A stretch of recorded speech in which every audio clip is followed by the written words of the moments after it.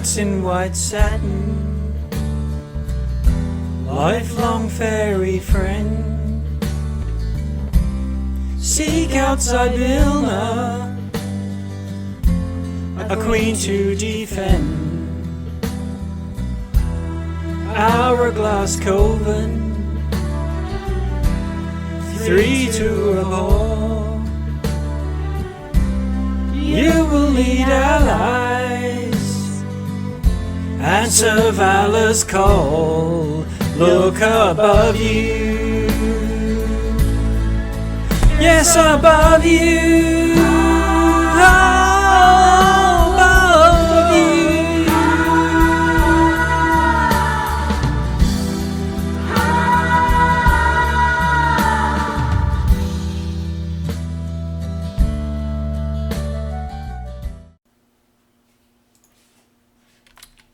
Okay, we are rolling.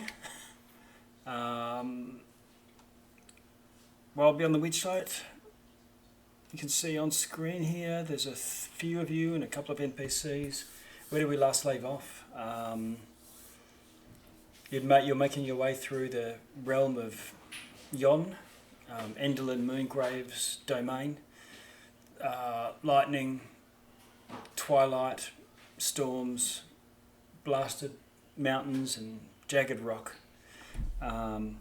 is the sort of theme of this region, and you've forged an alliance between two groups, Kored, Fey, sort of Rastafarian dreadlock, satyr-like creatures, and Brigganock, these minuscule miners, Fey miners. And both of them have been,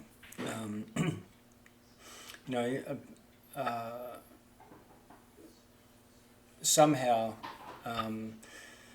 thwarted, or not necessarily attacked, but had troubles with Enderlin and run-ins with her. The Brigganock have had their leader, the most powerful engineer and miner and inventor, taken and held prisoner, forced into servitude, and the Kored get sort of hunted for their hair. So both of them have a bit of a beef, and they thought that the other tribe was in cahoots, as they never have been allied. The Brigganock like their music and their dancing, and the Koreds do, and the Brigganock make a lot of racket with their mining. However, you've managed to convince both of them that they have a common enemy in Enderlin, and the Brigganock have said that there is a tunnel, well, there was a tunnel that stretched from their grotto of their esteemed sort of shaman type character, but it was blocked and needs clearing.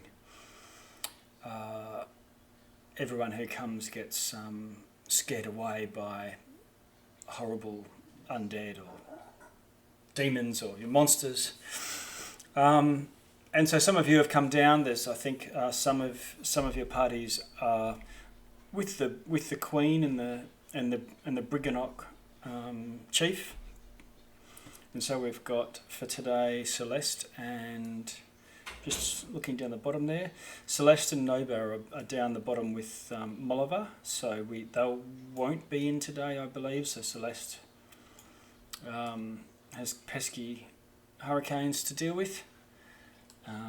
Noba's off crook. But for the three of you and the two pint-sized heroes in Clapperclaw and Amador, find yourselves with Mavis, who's on screen and we're expecting shortly, the bridge across the chasm. And I'll pop there's a couple of Brigganock with you as well, so I will put some of those on, just a couple of those on screen.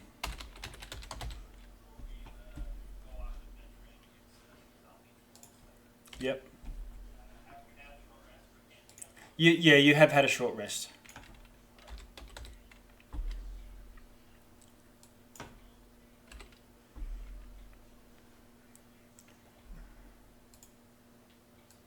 There we go, some Brigganoks.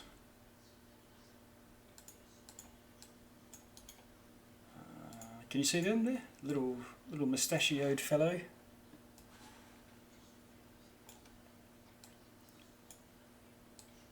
Okay, and you can't see it on the map because the map sort of launches straight into ledge mode, but right at the top northwest corner is there's a narrow tunnel that you've come down. So there's one Brigganock up there, right by the exit with another one. Okay. So, who have we got, and what's your current state? How you? We'll go one by one. How about you, Ungo? What's your current state? How are you tracking?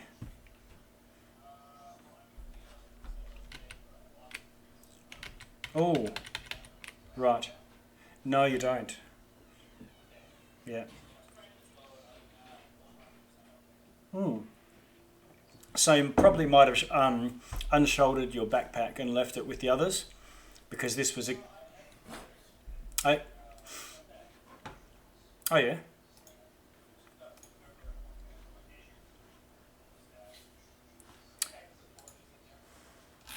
Okay, all right. So you've managed to consolidate. You're good to go. Slapney, how about you?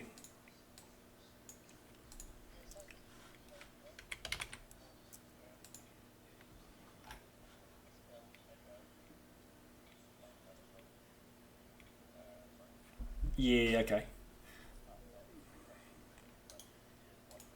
Okay. And Eleanor.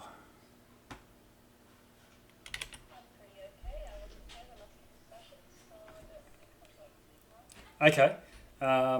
You was that? Do you have any questions about the update for where we're at?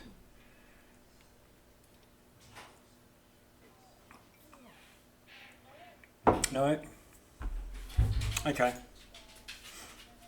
Okay. Yeah. So you can see and you've got Amador there with his rapier out, and Clapperclaw, who's following along as well. Now it is dark down here. There is some sort of faintly glowing purple and orange lights down the bottom of this chasm, and they seem to sort of not flicker but sort of softly go up and down, off and on. But otherwise it's a dark chasm. Yeah, but he's probably half human height. Yeah, size small. Yes.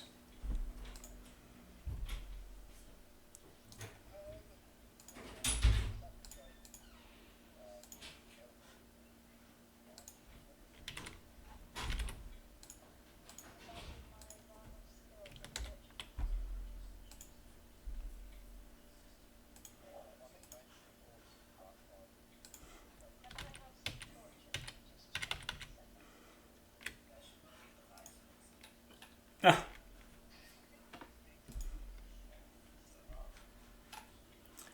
I'm happy to play. I'm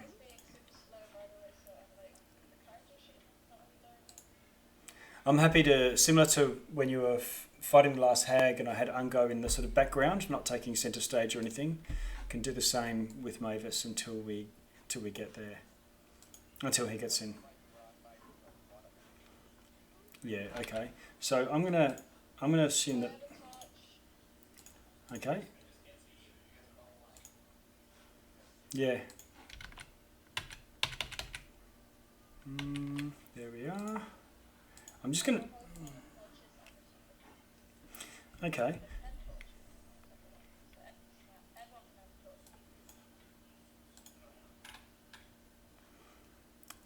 I'm going to put Mavis. Mavis is going to hold one, and that should at least light it up enough for anyone who wants some light. How's that looking? Can you see? Anyone without night vision should now be able to see.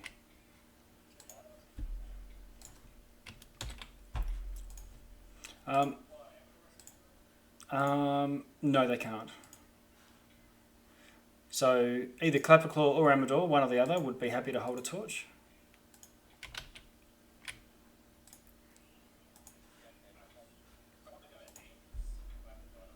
Yeah. So I'm going to put a torch on Amador. So it's 20 feet and 20 feet, I believe.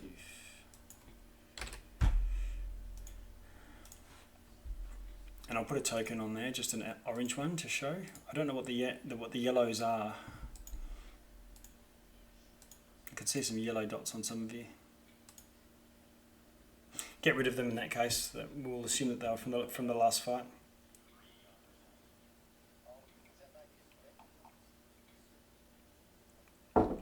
No. Yeah, Nova did have a 3. I just can't remember what it was now. Oh yeah. Oh, we can always refer back to it. If you want to just leave it on there. But I've got Amador with an orange torch, and he's going to sort of go down on one side of the ledge, and then I think that should light it up a fair bit for you, with both Mavis and Amador holding torches.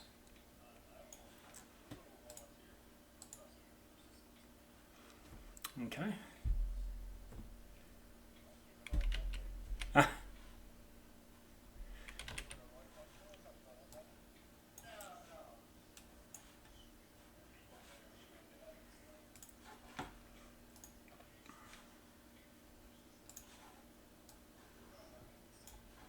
Okay.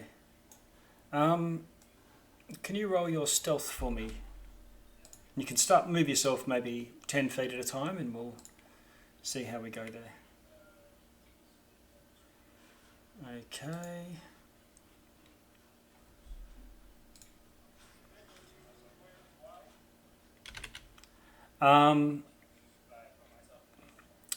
Yeah, it's one person wide. Yeah. So single file, and it's a bit rickety, and it's not held up by anything other than the two ends, so it's a bit shaky as well.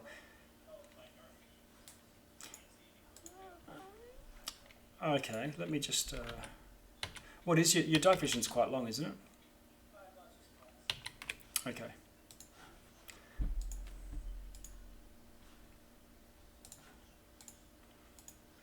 $60. I'll just adjust that. I might have changed them all back or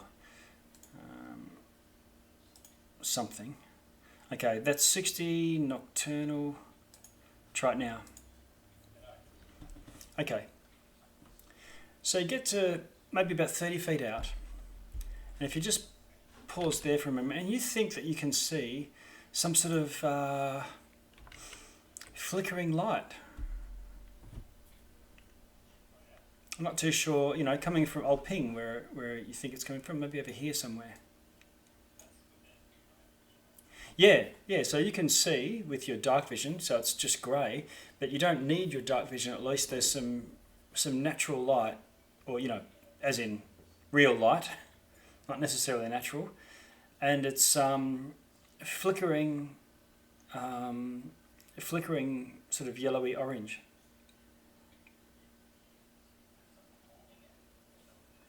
There is no pinpoint source. You can't see a source of it. It's like reflected light, like if you had a flickering light or torch or something, but it was shaded or shielded, and you could see the light bouncing off things, but you couldn't see the source itself. Yeah, and the bridge continues into beyond the limit of your light. Okay.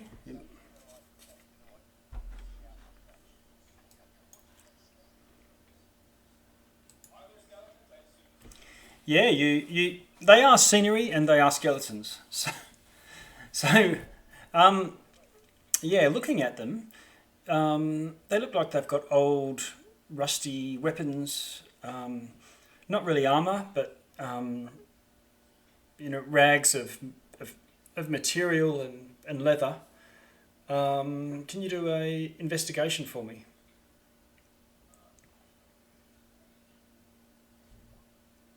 Okay, all right. So you can see scorch marks on the shields, and they look like they were sort of hunkering down at the point that they were at the point of their death. And look, and looking around, they're slightly smaller than human skeletons, but you're not sure exactly what. But looking around on the planks where you are, it looks like there's a big area of scorched wood as well. Yeah, even the rope that you were sort of hanging onto to sort of creep along here, or you might be sort of balancing in the middle. There's soot that comes off on your hand. Not destroyed.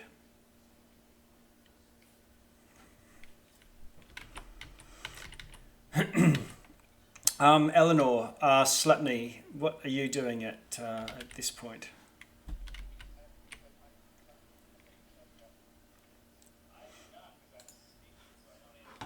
Okay. But I think the rest of you could see him.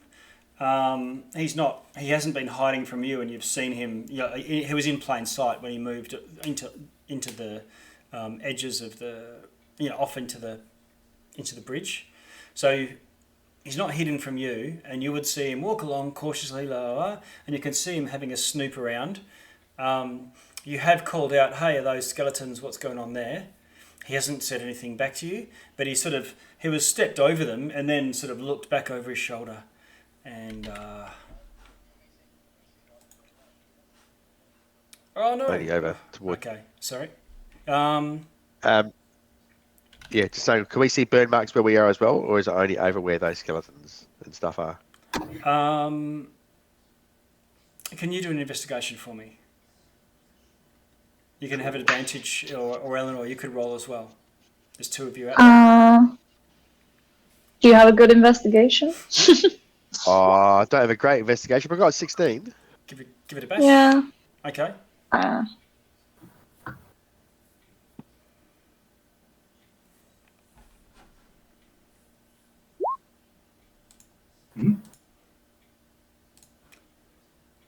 Okay, so between Eleanor and Slapney, it looks like there's a line. I'll draw it on here on the map for you. A line of soot coming from the north along this ledge, and then it sort of is all around this skeleton that is at your feet there. Right. And the skeleton's all burnt and stuff as well, right? Yeah. Okay. Gosh. I'm in the darkness, all right? Am I beyond the torches? If you want to be beyond the torches, let's see. So I see some sort of dark circles that I assume are the edge of the torchlight. Yeah, you're definitely right. You're definitely beyond the That's what I thought. You're in the darkness, and you can see you can see flickering light. And now that you get a bit closer, it looks like it's underneath the bridge, coming up through the cracks in the wood. And so you're seeing lines of flickering orange light reflecting off the edges of the planks that are visible to you, looking, because there's plenty of cracks and things like that. Yeah, so I was going to say, I want to look down and see if I see anything, or if it's just darkness down there. Is there a source of light below the bridge? No sources of light. But there's plenty of this glowing, like you might see with glowworms, but they're purple and orange, and they are slowly fading off and on. Not in unison, just all different paces and things. So, does that look like they're on a floor below me? Yeah, far below, yes. Uh-huh. Well, that's strange. All right, I think that's good. I'm going to go ahead and go back and talk to the party about what's going on over here. Okay. I go back. All right. I tell them that there's burnt skeletons out on the bridge, and there's some light coming up from underneath. I'm not really sure what's going on out there. Maybe if I didn't know any better, I'd think a dragon was flying around here. A dragon? This thing, it looks like it's...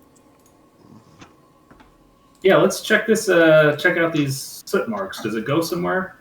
It goes north? Well, it looks like has he maybe dragged himself along there or something like that after being burnt, or... I don't know.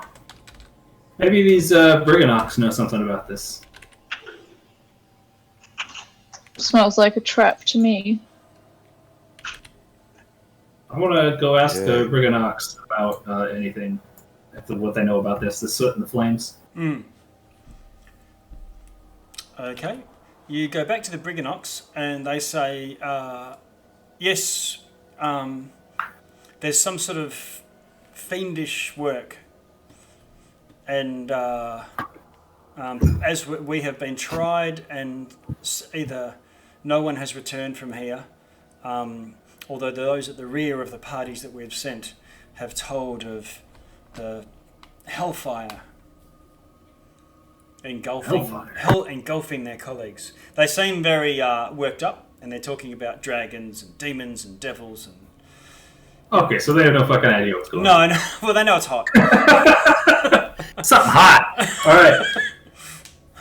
Good. Where does the fire come from?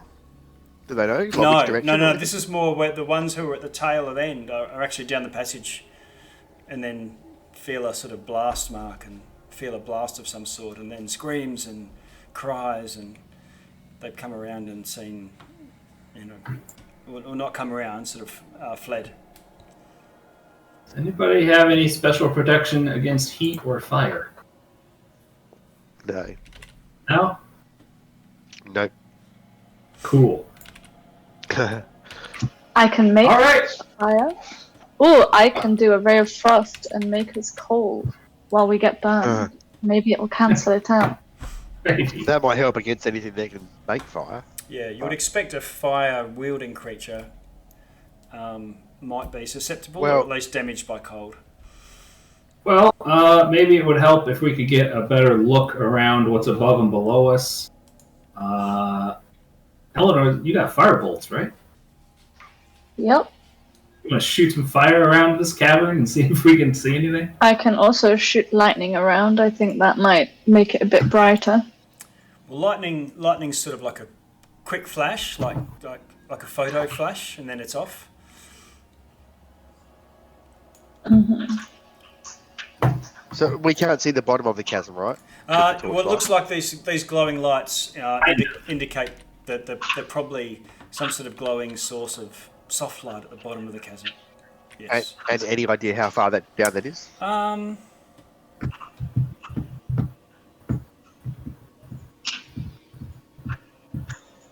Let's see.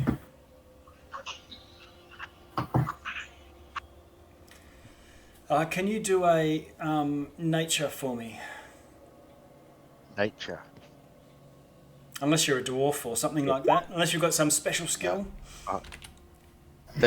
Three. I have the I have no hermit idea. background. I'm going to roll that nature too. I was trying to figure out how far down they were. Okay. Slatney's not sure. Ungo, you've this is meat and potatoes for a goblin such as yourself. You reckon it's probably about 200 feet down. It's a couple 100 feet down there at least. Wow, that's way off what I thought. Yeah. Yeah. And Ungo speaks with some conviction and knowledge in this area. And Ungo,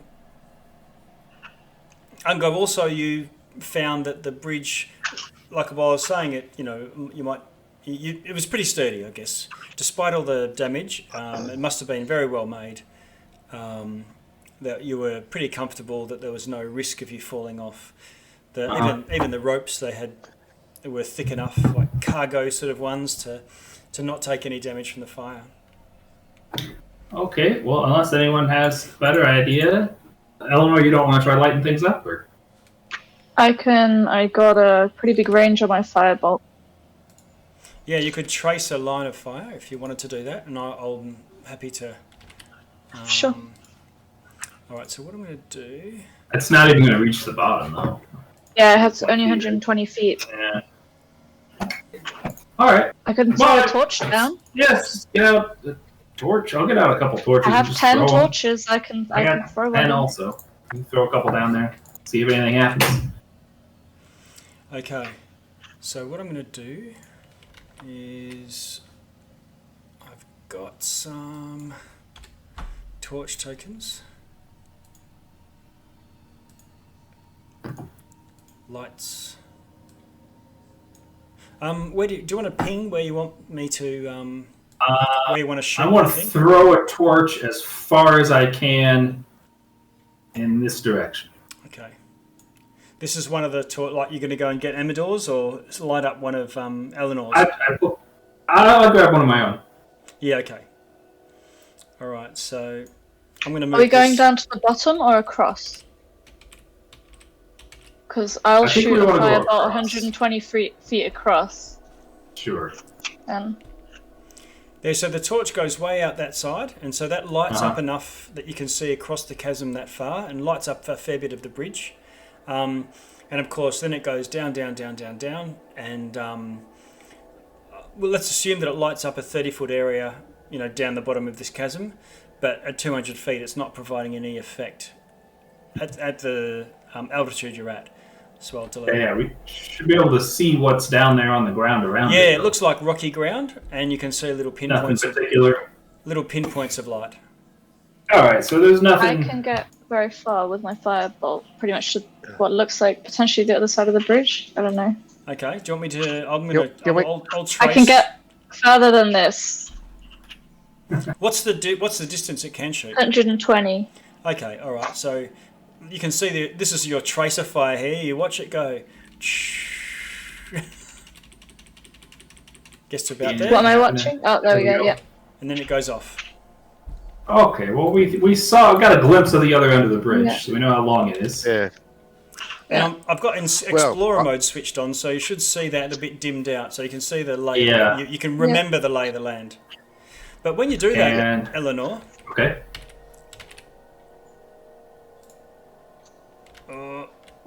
Yes, when you do that, you hear this scream of a sound, and something lights up. You see a flare of light, like a torch going on underneath the bridge, and this horrible scream appears out of somewhere off in the distance. It flares up to like a bonfire, and you see this skull come screaming away. Whoops. And then another one lights up. Nasty. And you see a third one, and there are three. No, oops, that's success. And they come screaming up at you, looking very cross. They're all aflame, and they sail up like the troll under the proverbial goat bridge, and they're floating 10 feet above the level of the of the bridge. I'm much happier that they showed up now rather than when I was halfway across the bridge. Yeah. So, thank you, Eleanor. Yeah. No problem. The green on here is just light. I've shown them emitting light, so you can spot them. They actually light up an area and light themselves up. They can't sort of go invisible or anything, or put that light out, or at least not when they're cross. However, let me see. Yeah, so you should see 3 of them lit up, and I need you all to roll initiative. Ouch. Let me just. Nasty. Yeah, we're good. I think the turn order's already empty, so you can go ahead and put yourselves in there.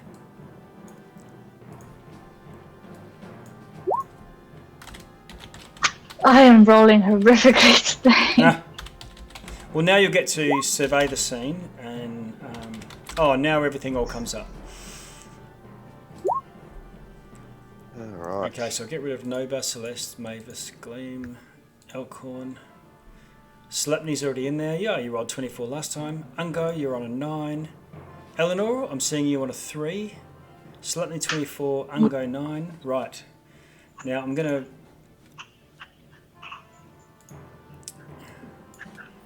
add the Brigganock in there.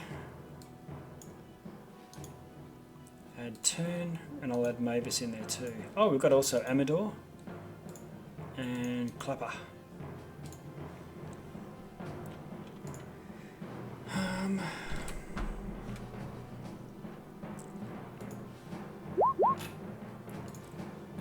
Let's see, I've got a 6. 2 and a 16. And I need one for me. For the flaming skulls of death. 11. Okay, sorting. Slapney, far and away, quickest off your padded feet. 24. So these things don't look like they're in for a chat or anything like that, do they? They don't seem to, no. Shit. We came looking for undead. There they are. Yeah, I know. They're just a long way away, that's all. All right. So, hang on, let's just check. How far away are they? They are... The closest one's about 90 feet. Okay, I think... Slapney is going to get out his bow. Okay. And he's going to try and shoot one, I think. Okay. Just the yellow one we'll go for. Okay, yeah, I put the dots on there so you can easily tell me what you're doing. Okay, so you take a shot, roll to hit.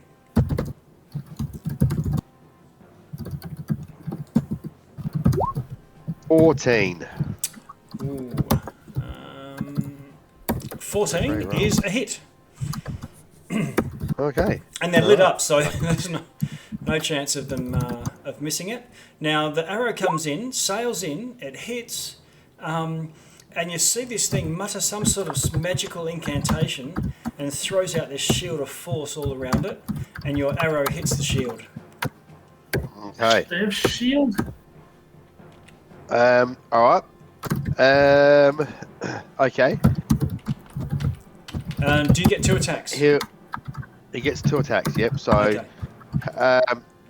Going to shoot a different one. Okay. Shoot the yellow one this time. Okay. I can hear a mega keyboard going. 10. Gosh, that's 2 terrible rolls. All right. Okay, 10 I'm misses. That's a miss. And then he's going to move. Are Noble and Oliver, are they actually down there? Are they or? No, Noba, Oliver, and Celeste are with the king and chief. I think no, they're just going to have to.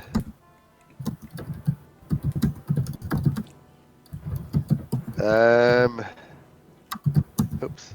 Yeah, I think Slapney's just going to brave it and run up here. Okay. That is brave. Okay, so Well, I'm no good standing back. Yeah. All right. I'm just no good with it. Clapperclaw. He's going to go and rush. Oh, how fast does he go? I think he's actually pretty slow. Yeah, so he gets to there. Oops. Yeah, that's 25, and he's going to dash 1, 2, 3, 4, 5, and he's doing his Wolverine run.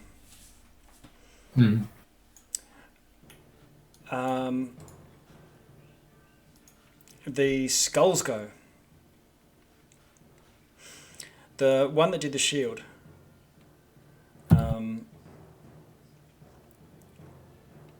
Let's see. It goes forwards 2, across 1, lines up, and mutters some sort of incantation once again. And this and these bolts of yeah, here we go. Sorry, bear with me. Raging ball of fire appears. Let's see.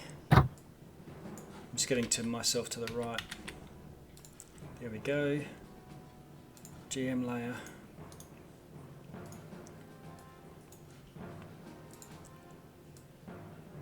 On the ground next to it, and it rolls, sailing across, making this line of scorch marks on the ground, and then slams into Clapperclaw. Oh, Clapper. Oh no, isn't he made of hay? He is made of hay. Oh yeah. Oh no. He's crazy. He was made of hay. Yes, and It bumps into him and then sort of bounces back a little bit like a inflatable beach ball. Clapperclaw needs to make a dex saving throw, which he fails, and so Clapperclaw takes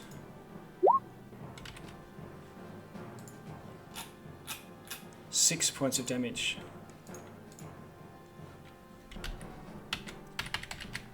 Try and keep bouncing around here. Clapperclaw takes 6. There he is. He goes down to half, or quite badly injured by it, as all of his innards start catching fire. The Brigganox, one of them goes, and the other one races off to get help after they, but they don't have any missile weapons. So one's still observing and fearfully amongst the rocks, taking cover, and the other one races off for help. Ungo.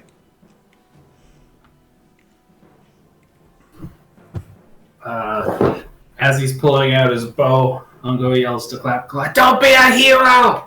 Come back!"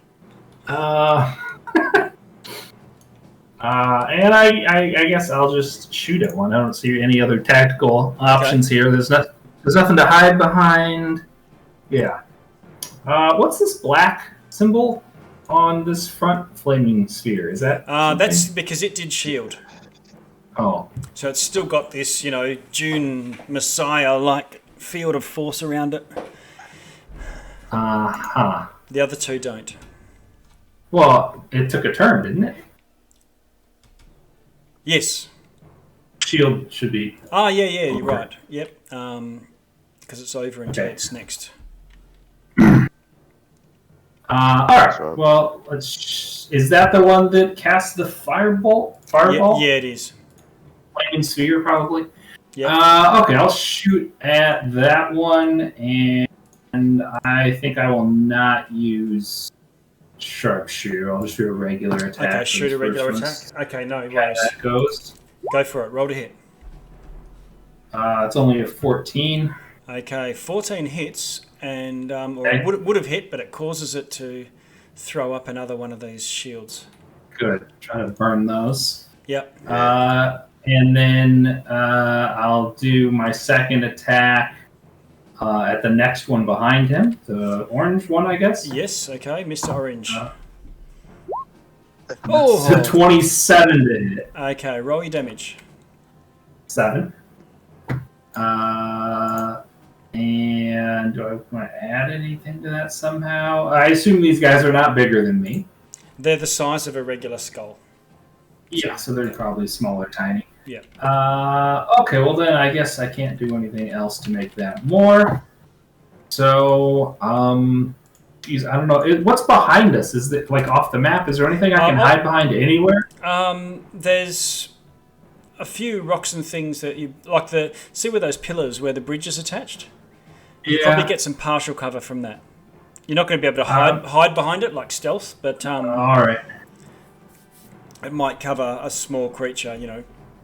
You'd get 50% cover probably from hiding behind one of those pillars. Well, I guess I'll just go behind that if there's nothing else around. Yeah. Okay. And then I'll end my turn. Okay, and that was 2 shots. Now Mavis is going to go.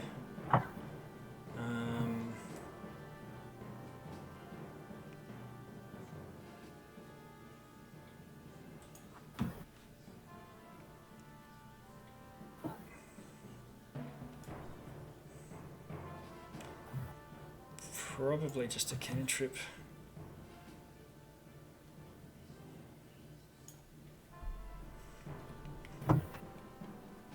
Okay, so he yells out his mockery and vicious mockery and insults one of these skeletons to do, and it sort of shakes its head and grimaces in anger. Eleanor. Okay. All of my long range stuff is fire based. Oh. So it's not a good time to do a fire build. sorcerer. Right. And I don't have mage armor up, so I don't. And I'm very squishy. So Yes.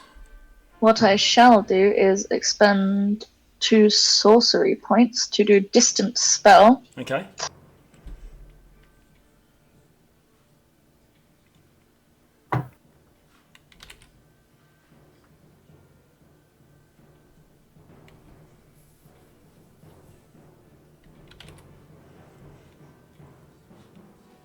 Yep.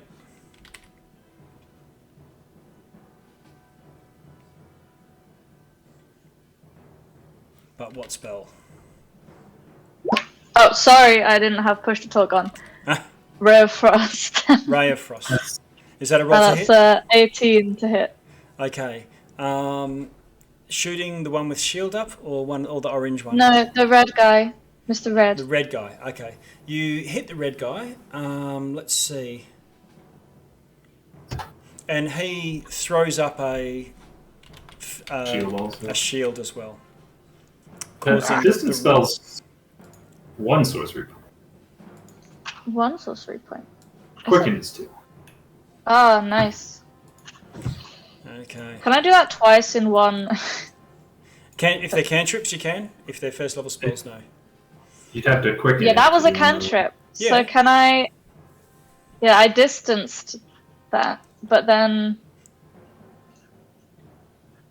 Could I also use another sorcery point to distance spell another spell that's a reaction? Yes. Not a reaction. What's a reaction? Counterspell. Oh, To the right. shield. Oh, But I'd have to distance spell it to make it 120 feet so it reaches. Right. But I already used sorcery point. I don't know if I can use sorcery point Yeah, twice. You can. Yeah, you can expend a sorcery point to counterspell at a greater range than you otherwise normally would have. Yeah, then fuck this guy. I'm a... All right.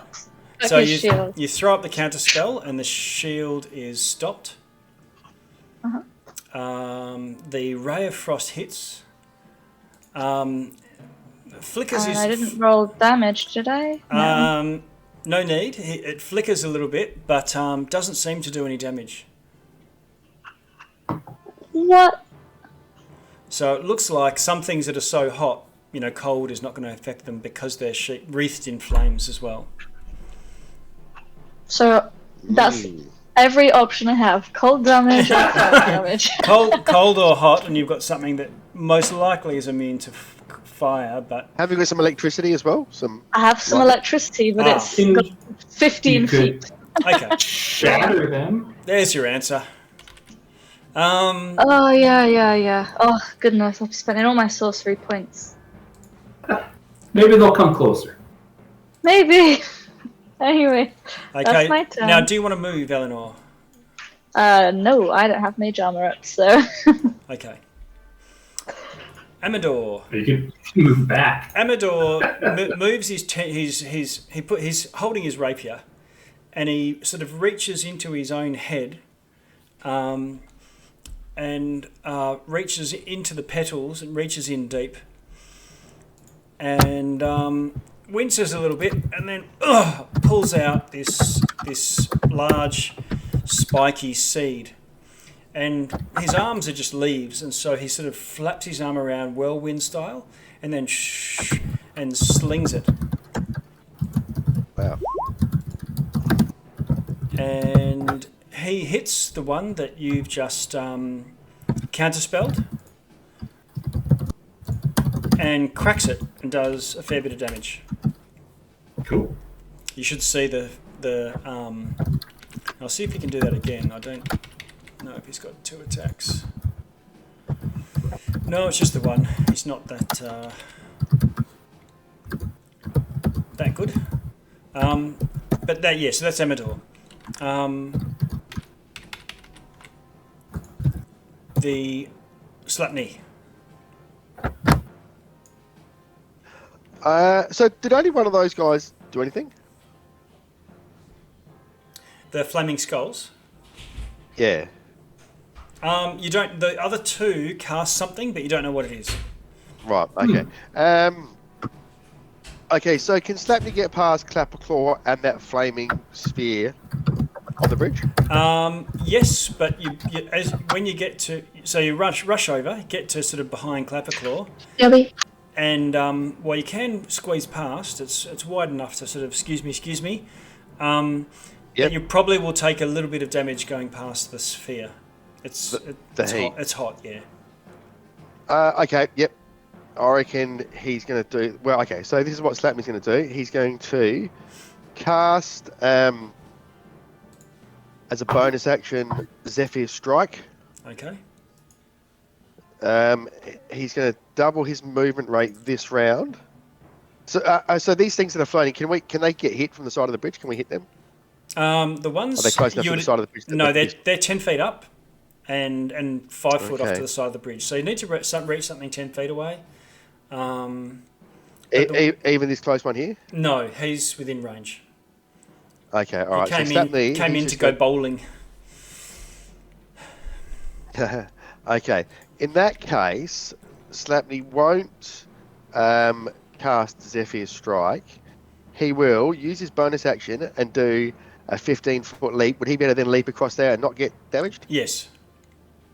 Yep, do that. So Move go in. there, hit this. there, and then go 1, 2, 3, and you'll land there, 5 foot away from the sphere.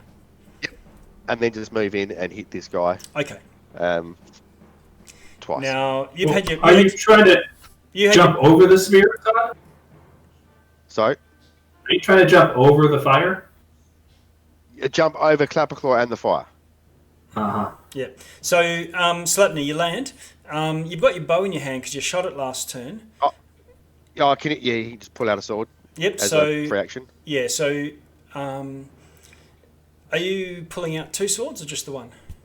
Oh, he'll just pull out one this round because otherwise he'd only be able to pull out one as a free action, right? You can pull out 2 as a free. Yeah, you can only pull out 1. Yeah. Okay. So you got your bow in your hand and your sword out. Okay, go for it. Roll to hit. Oh, he'll put his bow away and pull out 1 sword. That's it. Yeah. Okay. So here we go. Attack twice with that 1 sword.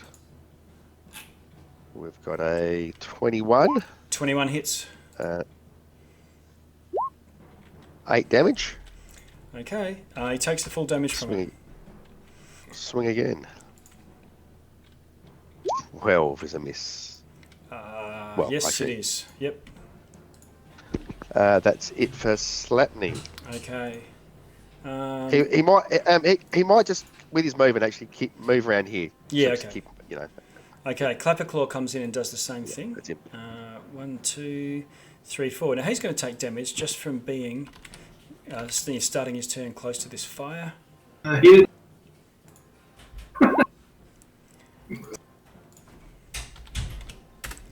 And he comes in and attacks this thing in a rage.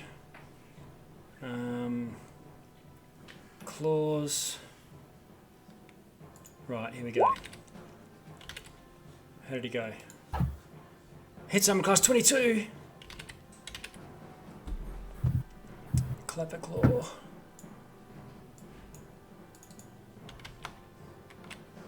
Where are you? Damage.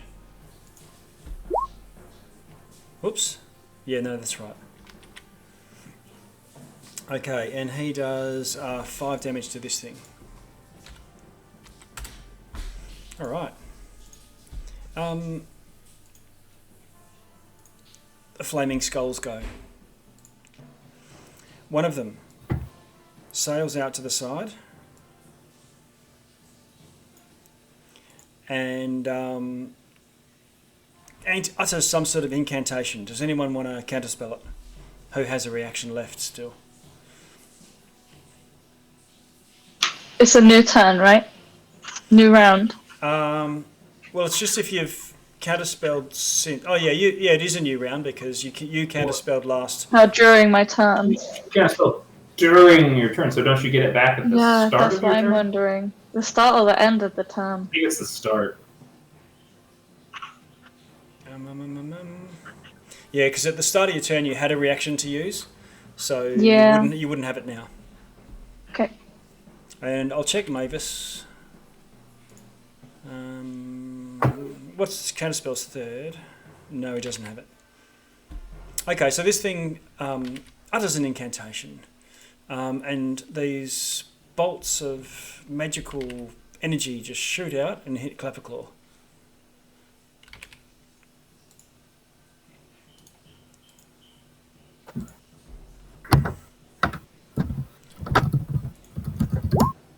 Three of them.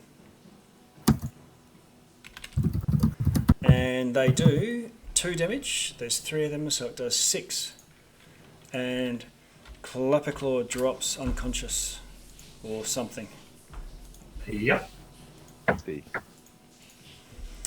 Okay. The other one goes to the ground and moves around as well. I'll just make sure I've got this right, got the distance right. I'm not ripping you off. Oh yeah. 1, 2, 3, 4, 5, 6, 7, 8. No, I need them all to bunch up. Okay, and I should have shattered them while they were all next to each other. And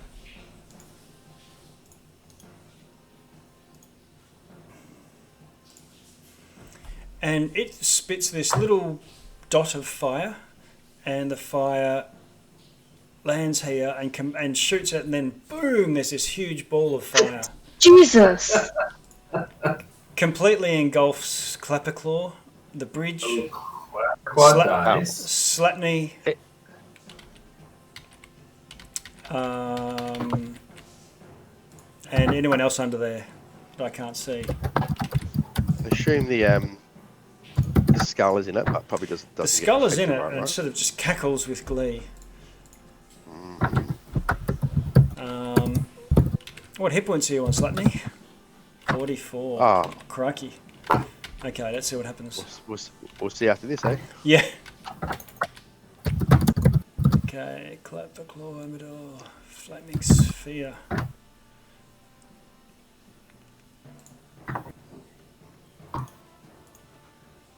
Okay, can you roll? Yeah, can you roll dex a save? dex save, please? Here we go. That's 15, and he's going to use his reaction to use his rabbit lucky foot to give an extra d4. Okay. So 18. Okay, so you pass it. You would have taken 29 damage, so 15, so 14 damage. Oh, so 14 if you save for half. So take. Yep. 14. Yep. And Clapperclaw, who was already dead, is now engulfed in flames, and you can't see much of the stuffing straw or anything like that. No! Wow. Clapper! And there was one other one. Let's see. And it takes a free strike from you, Slapney, as it floats out away from you, away from those dangerous swords of yours. Lucky him. No, lucky him. I just used the reaction to do. Oh, did you? Rabbit, okay. So, and it concentrates and then looks at its sphere that then rolls and bunts into you. Okay. And the flaming sphere, you need to do a creature takes 2d6. Okay, you need to do a dex save. 22. Oh, okay. In that case, instead of taking 12, you take 6 fire damage. Okay.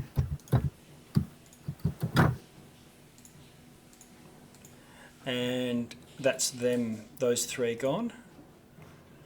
Brigganox.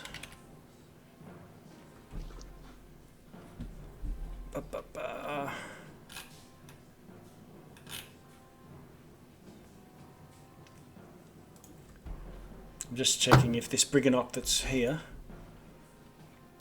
has got any kind of ranged attack. Okay, it does. And brave Mr. Brigganock. 1, 2, 3, 4, 5, 6. 1, 2, 3, 4, 5, 6. And it throws out some sort of spell, and all this basically a glitter bomb, and glitter appears over the red skull, and the red skull is now lit up, and you have advantage to hit it now. Fairy fire. The other one does a bit of a dash and comes a bit closer, but halfway along the bridge. Ungo. Okay. So which one has fairy fire? The closest one. I'll put a skull The on red it. one? Yep. Okay. Skull on a skull. All right. Well, in that case, I will shoot at him with sharpshooter. Okay. 17 to hit. Okay, 17. He throws up another shield in defense, but it's not enough. Like, they don't know what you roll to hit. So if you're going to hit, I've just pre-decided whether they throw up shield or not, and your arrow still gets through. Damage. 16 piercing damage. Oh. Okay, it's very badly damaged, and you see its jaws sort of hanging off, and eye sockets are gone. I'm gonna shoot it again, but without sharpshooter. Okay. Still only a 10, so I assume that misses. No, that's a miss. Yep. And I will stay where I am. You still get advantage though because it's yes, fairy fired. Oh yes. 11, amazing. No, 11 misses as well. You know what? Let me use one of my precision shots on that. Let me To add a D8. add a D8 on that. Okay. 4 more is 15. 15. So I guess the shield probably blocks it. The shield blocks it. Yep. It's within that range. Fine. Okay, Mavis. I'm done. Mavis throws out a spell, mocking it again, and again it shakes its head from side to side, not liking mockery gets past shield. Eleanor.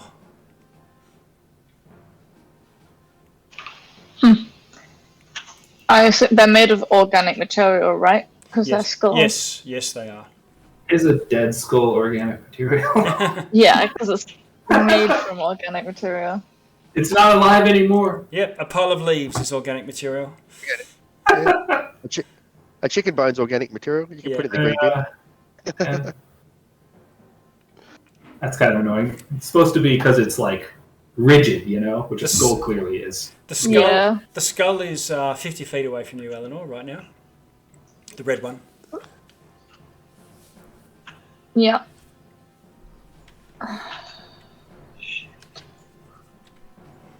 Okay. I'm gonna move a little bit. Okay. Get 5 feet closer. And if I put Shatter here, it's a 10-foot radius sphere. Can I just hit both of them? It's 20 feet between them, so that should work if I put it right in the center, right? Yep. If you search for Shatter in your It's journal, you might find it. Yeah. That would work right there. Yeah, it's a 10-foot radius sphere. Okay, I'll put it in there for you. Nice. On a point 60 feet, within 60 feet of me. So I think if I get close enough to be able to put it smack bang in the middle of them, I should be able to just hit both of them.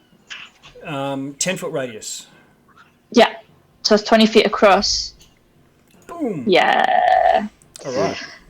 Okay, and I'm going to cast it at 3rd level, Nice. so it does as much damage as possible, but it is only a con 15 save. Okay. And then they take half damage. Okay, they both have advantage against spells, however, because they're wizardy types. However, they both fail both of them. Perfect. Nice. Okay, let's see what we get. Ah, Wow, How much- 48, 11 damage. Ugh. But didn't you cast at a high level? Or? Oh, okay, you did too. Yeah, what the hell? 11 damage. That is very unlucky. It is. That's still only 4. Oh, because it's 48, not 46, right? Because the high level. Yeah, 18 would have been average. Okay, so the one that's verified is very badly injured. There's cracks all through it. The other one is also badly injured, but not quite, just falling all to bits. Is there a concentration? There is, flaming and sphere? it loses concentration on its flaming sphere. Nice. Okay. And how far away are they from me? About 40 feet. Maybe 45. There you go. Oh, probably 50 centre to centre.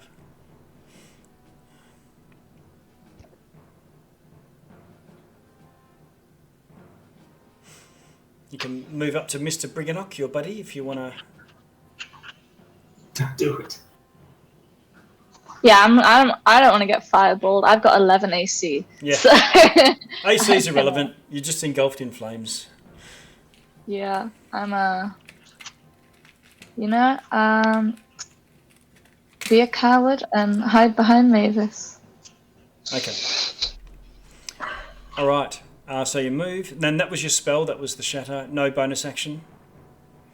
No, because I'd have to get very close to everything else I have. I have to be within 15 feet of them, unless I distance spell. Okay. No, Okay. that's a lot of sorcery points. All right. Amador goes. I'm just going to check his range. Yep. So he pulls out another seed, slings it. The 18 hits, the 2 doesn't, but it's advantage because of the fairy fire.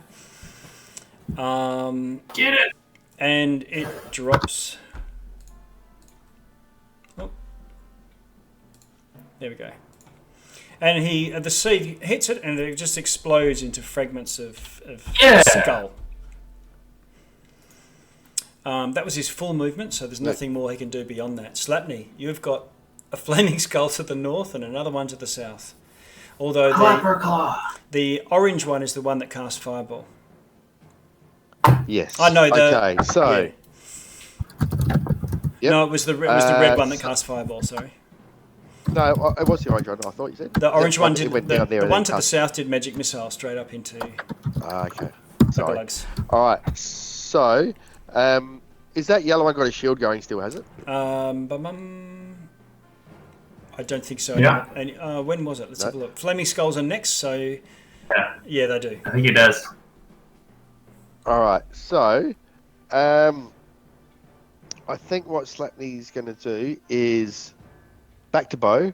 Mm-hmm. Move 1, 2, 3, 4. Keep moving down the bridge here. That way. Okay. Bonus action, Hunter's Mark. Yeah,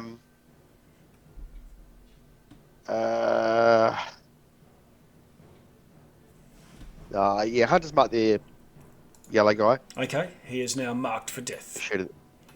Shoot at him twice. Well, shoot at him once first. Like this. Freaking hell. 10. Okay. 10 Shoot misses. Shoot at him again. That's a bit better. 26. Oh, yeah. Okay. You get past his shield easily. So that's going to be 6 plus another.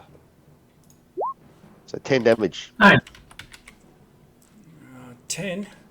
Okay, your arrow goes straight through, sails out the back of its cranium, and the jaw just drops away as the magic and the light leave its eyes, and it plummets the 200 feet down. Nice shot. Anything more for you? That's good praise, Mungo. Yeah, good shot. That's it. Action, move, and bonus done. Okay. Right. This one, the one that's orange goes 1, 2, 3, 4. 1, 2, 3, 4. It sails off to away from this rabbit folk. Conjures a spell and then flings it conjures a spell out of its mouth. Eleanor, I don't know if you've got any more counters or anyone. I have one. Okay.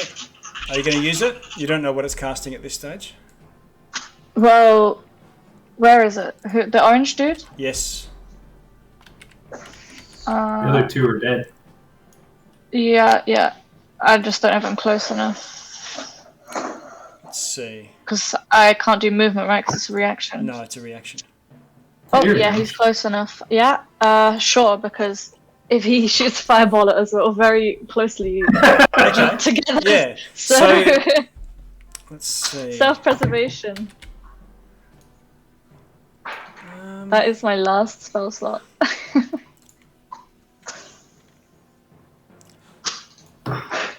So what would have happened is that. Yeah. Well, good job. I had one counterspell left. Okay, and you snuff the fire out of its mouth as this little spark of light starts to Fuck shoot at you. you. Yeah. And it's done its move, it's done its spell, there's nothing more it can do. The Brigganock Nice goes, work.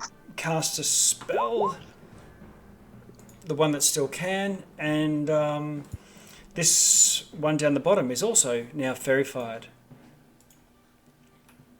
and lit up. I kind of feel bad pointing this out, but I feel like I should be honest. What? Eleanor, didn't you counterspell earlier and cast Shatter at 3rd level? Oh shit, yeah, I did. I forgot to knock off a spell slot when I used Shatter. So, No counterspell? no counterspell. Oh, bugger. Yeah. Boo! Sorry. Okay, so the fireball goes off. We're not really dialing back too much. So we do what, a saving throw? Yeah, dexterity saving throw. I'll just land on. Okay, so it's going to get Ungo and Mavis and Eleanor. Dexterity. Dexterity 6. How'd you go? Ungo 6. Oh my god. Yeah. Fireball, here it comes. This is the downside of me rolling in the open. 28 damage. That's almost all my HP! I was full HP! Shouldn't have used that 3rd level slot on the Shatter. No, that was good. That pretty much got rid of one dude. Yeah, it was Okay. good.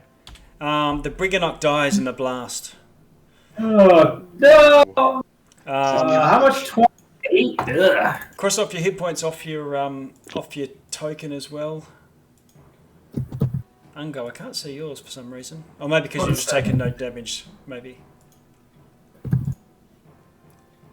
I'm updating it. I don't see my hit points either when I click on my... Oh, never mind. I'm sure I got it figured out. There we go. For some reason, I'm not seeing a health bar. I see mine. Oh, do you? So Okay, I what? got Wait, hang on. Can I use sorcery points in my reaction or not? Yes. So I can Unless- use sorcery points to get a new spell slot. Can you do No, that as a that- no action? I don't Is that think- something you can do I as reaction? I think that'll say in the ability itself whether you, as a Right. bonus action, you can blah blah blah blah, or as an action or whatnot. It doesn't say as an action. It just Yeah, says it's a bonus action. when to you convert cast source. any spell that has a range of 5 feet or greater, or when then you Yeah, can do that- this. But yeah. Hang on. The convert is a Wrong bonus. cut. Convert as a bonus action. Yeah. Yeah. So you would have had to do that on your turn. Yeah, so you can't bonus Okay. action Yeah, as a can't reaction. go reaction. Yeah. Okay, so Got it. you're badly injured. Ungo, you're also on I am 16. burnt or cursed? Eleanor's on That definitely hurt. 4. The Brigganock. The guy, Mr. Orange down the bottom there is actually not too bad, although he is fairy fired. Ungo. I see Fairy Fight he's- as well now. Yeah, he is. Did you get Mavis's hit points? Mavis, I need to roll his. I've got his character sheet up here. Saving throw versus dexterity. And I see Eleanor's token here, and her name and hit points over here. Yeah, my token's there.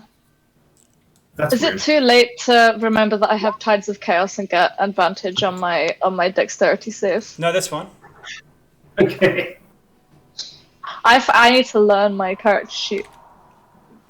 Uh, Doesn't Right. matter. 1 extra point. Okay. Oh wait, no, I already rolled with advantage the first time. 16. Yeah, 16. Okay, so yeah, instead of taking the 20... 8. was it 20? Looks like it should have been 21. Yeah, Oh, you rolled that's twice. It rolls twice, and I've always taken the first one, so... Oh, okay. I've got it yes. set up to roll advantage or disadvantage all the time, but that just means it also...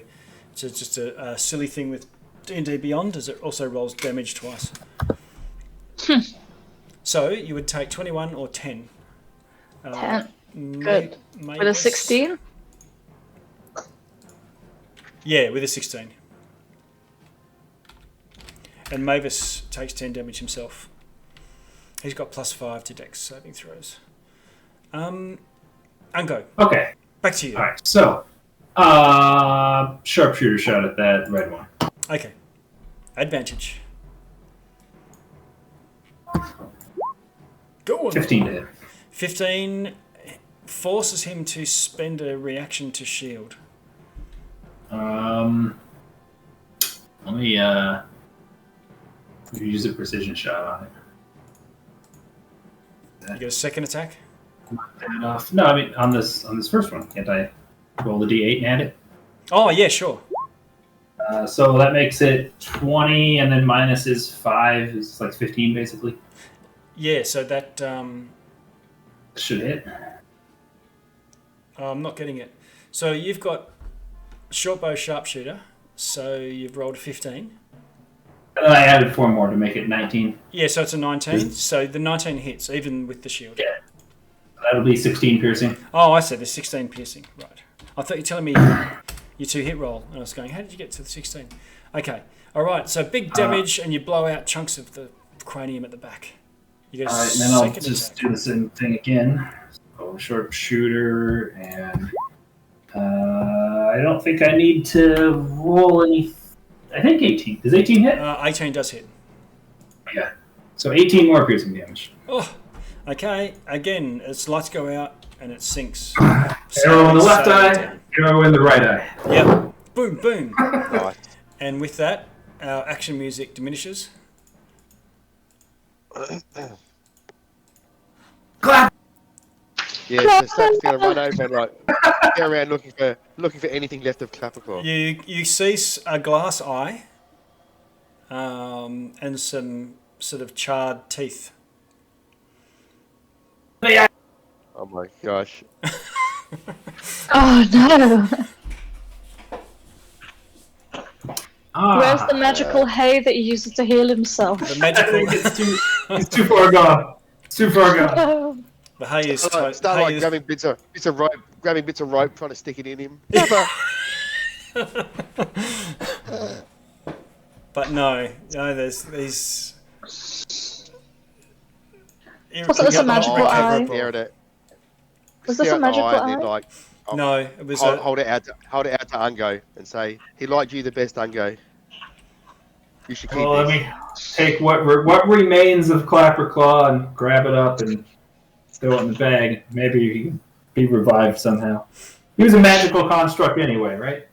This wasn't even his eye. It was someone else's eye. Yeah. Franny jammed it All right. into his face for him, so he could see. All right. So is that really all that's there? Just the eye? Yeah, the teeth weren't his either, by Had the a way. jaw. There was a drawer. There was a drawer as well, wasn't there? A Some teeth, though. teeth, Oh, yeah. that wasn't his either. No. Was it? Oh, Clapperclaw's truly gone. All right. So you move on along the bridge. Yeah. Let me use my health. What is it? What's that ability called? Second wind. What's Okay. that?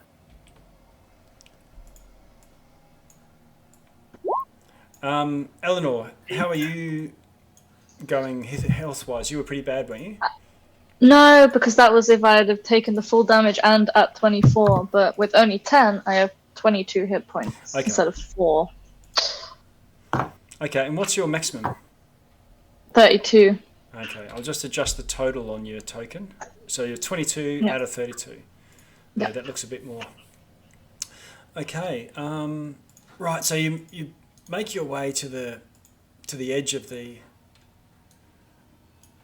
chasm, and go under this archway of a bit of a bridge type of thing, and there's a donkey sort of turning side on, looking at you, bored. Second wind goes off. You can just apply that if you want. Before we completely go away, also a Brigganock died. Like, not just a Clapperclaw, but also a Brigganock. Ah, so. yes. So I Oh, wasn't attached to the bed. no. Just make sure he's really dead, right? Like, sorry about your friend, buddy. Yep. So Yeah, he just like- is really dead, and while you've been, trying to stuff rope into nothing or collect bits of Clapperclaw, he had been off with his buddy, sort of dragging him off to the side and putting him in a gentle repose with his arms crossed across his chest and so on. Okay. Slappy's just going to cast a Cure Wounds on himself as well at second level. Okay.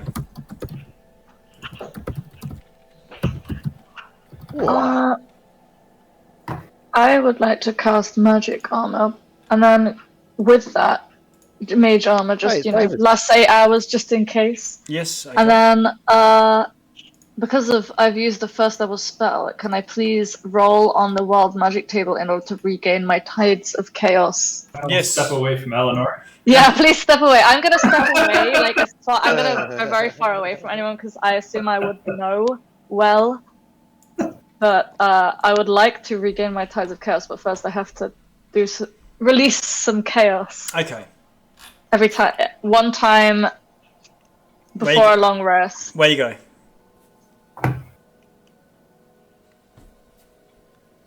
You have your own special wild magic table, don't you? That you wanted to use. Oh yeah. Well, you can use. Oh, I'm supposed to be rolling that, am I? No, I rolled the D100, and then you. Yeah. Okay. Yeah. I have to go and find that in. So roll it then. 70.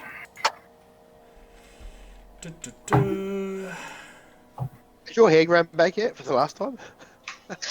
Not a clue. I think so. I think it was just a long rest. That's weird. Okay, it's coming up. Well, what did you roll? Sorry. 70. 70.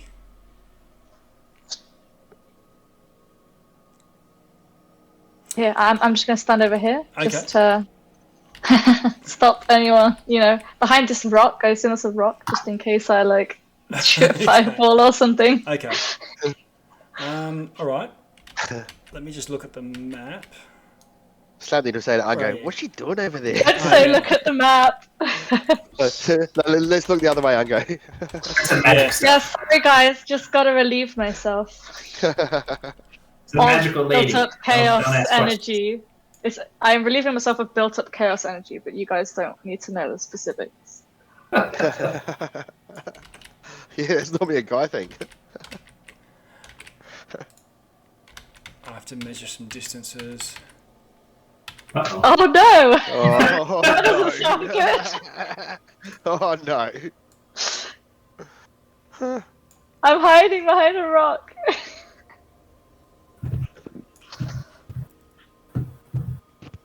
I would have done my best to be as hidden as possible, but I couldn't can't place my token in the middle of this rock. That's but I would be and you can put it wherever you want. Okay. Ungo, can you roll Yeah. a Hey, Yeah, what? this is where I would Talking stand. about saving throw? saving throw. Is this not a rock? Versus wisdom. This is wisdom. Well, I'm 30 feet away. All right. Is this not a rock that I'm stood behind? Yeah. That's Oh no. 15. okay. What's your saving throw, Eleanor? My spell save DC is 15. Okay. Ah, I'm good. So Ungo, you feel your feet stick to the ground a little bit, and Slapney, you see Ungo go a little bit greener, almost like a lush emerald forest green, but he sort of seems to go tense for a moment, and then he goes back to normal. Did I almost turn him into a tree? Slappy will say, I reckon hanging around with those elves is really starting to rub off on you, mate. You just look like a plant for a minute then. I'm just gonna sort of obliviously come back out. I like burp and a leaf comes out. Yeah. Oh, that's better. Sorry, guys. Okay. I'm just gonna eye up. I'm always gonna suspiciously eye Amador. Amador's patting his bald patch where his seeds were, making sure he can quickly get to the others. Doing his hair for you. Yeah. This donkey. Have a look at it. Yeah, what's going on with this donkey? Were we looking for this donkey? Is that, or is it just here? Can I pet it? You can. Well, it's a little bit odd. It's turning side onto you and sort of looking at you with its sort of long eyelashes and long white mane and tail.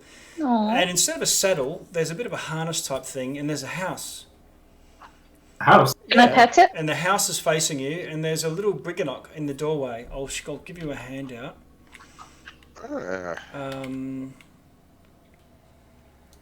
Let's see.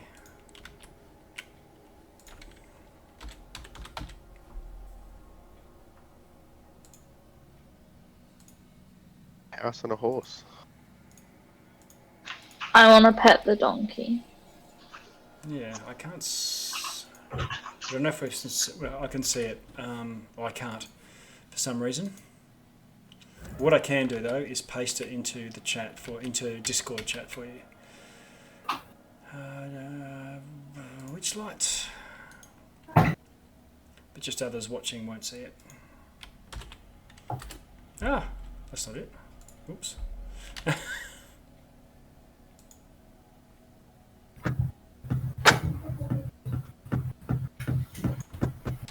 Okay, and well, this little fellow looks to you. He looks like an ancient Brigganock, and let's see.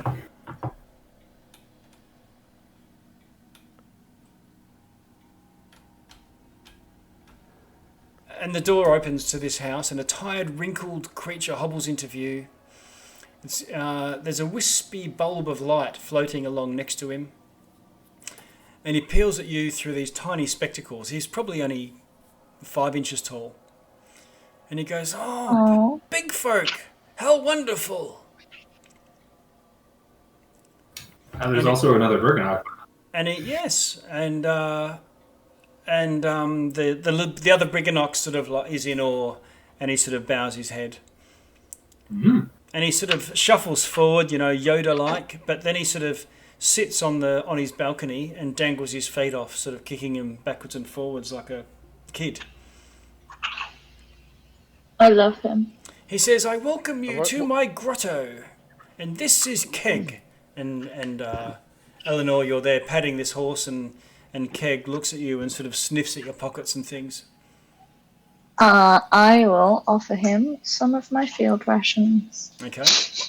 He takes I it. like animals. Takes it with glee, and then sort of bunts you with its head a little bit in friendliness. Who's a good donkey? Obwood says, "Well, you managed to cross my chasm. I haven't had any visitors to my grotto in a long time with those pesky creatures, undead." They're all gone now, we think, for now. They killed our friend. Oh no! Yes, creatures of fire and hate. Sounds like my mother. So why have you crossed? Why have you come to visit me?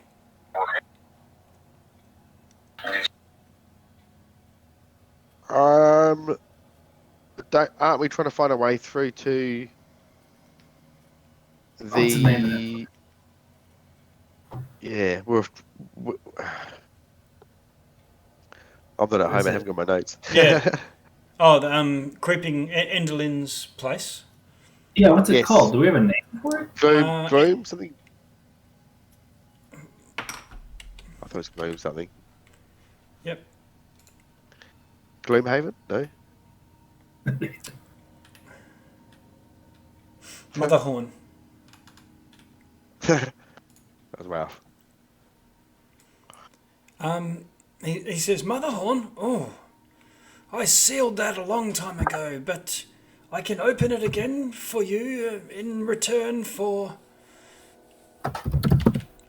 And he mentions the, hospitality, reciprocity, and the little Brigganock says, Great Obud, they have broken peace between us and the Briggannocks. And he says, and he twirls his moustache, just brushes it and says, well then, it seems I must give you a favour. And he sort of turns and so sort of clicks his cheek a couple of times. And Keg sort of turns a little bit and he gestures. And an illusion vanishes off to one wall, revealing a passage going on. All right. Now, one other thing, it's probably been remiss of us not to ask before now, but have you seen any very large women passing through here? He sort of looks at you. Bigger than her. And I pointed at Eleanor. He says, Excuse me, I'm not big. Well, look at him. He's tiny. Well, I suppose if you put it that way. he sort of looks at you a bit oddly. It says, you have an interest in such things? Well, yeah. Asking for a friend. Asking for a friend. Right.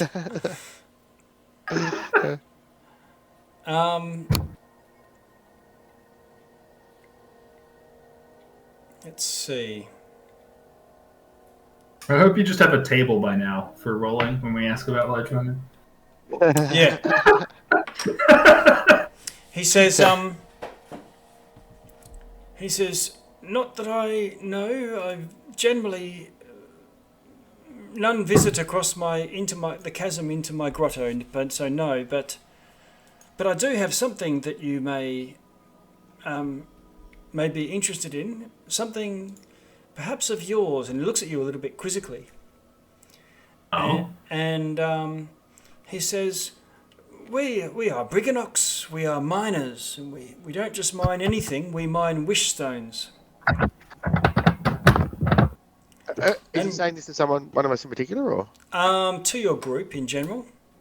Okay. That sounds expensive. And he says, all they are is whenever someone in the mortal realms makes a wishes upon a star or in a well or something like that, the wish takes form deep under the ground in the Feywild, and we go mining for these wishes. And he gestures down into the ground and says, "See, these are where we throw the duds. If people make selfish or evil wishes, they glow with this horrible purple putrescence. We toss them, but those that made with a true heart." And he sort of shuffles back into his house, and I've got typing going berserk. You might need to go and push to talk. I'm not sure who it is. I'll try to. It's weird that you can hear that so well. Okay. Or just move the microphone away from the keyboard.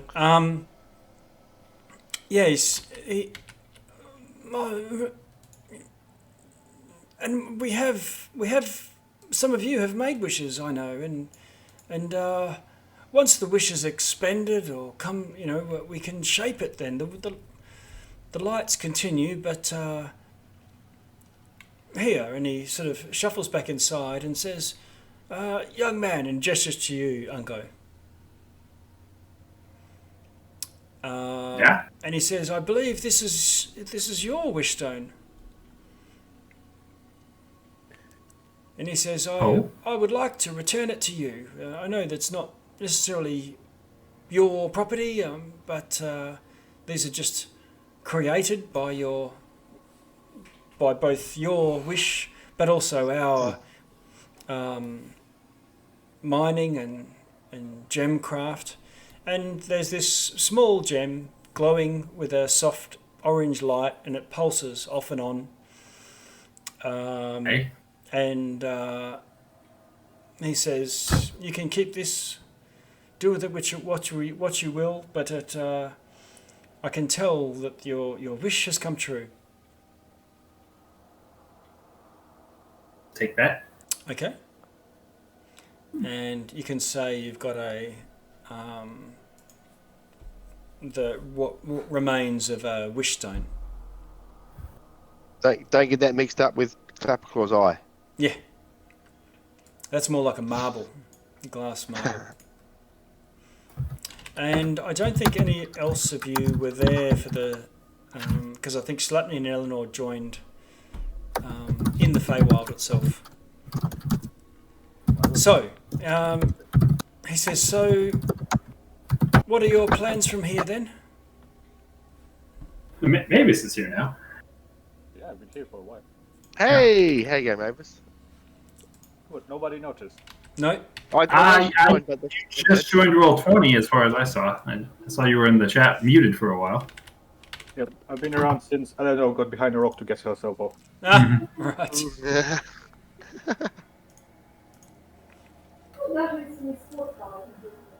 Can't hear you Okay, though, Mavis. Yeah, sorry, I'm on kind of improvised setup. Not everything working perfectly tonight, so I apologize for that. No problem. Well, I think what we need to do is head down this cave you've just opened back up.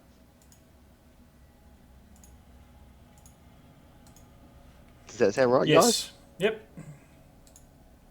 Well, before we go, this looks like it might be a safe place to rest for a minute. If anyone wants to rest. Mavis, you're a little bit toasty. You've been caught in a fireball. 2 fireballs went off, in fact. But I'm you... alive? Oh, amazing. You got caught in one of them and saved. And I can't remember, did you catch one of those sycamore seeds? You'll have it on your character sheet if you did. Seeds? I don't think so. If it's something from the Feywild, I don't think Mavis would like to keep it.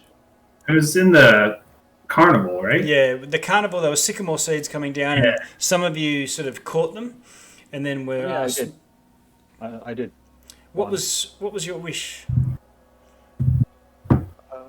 I just wished for a way to find a way into the Feywild. Okay. Mhm. Yeah.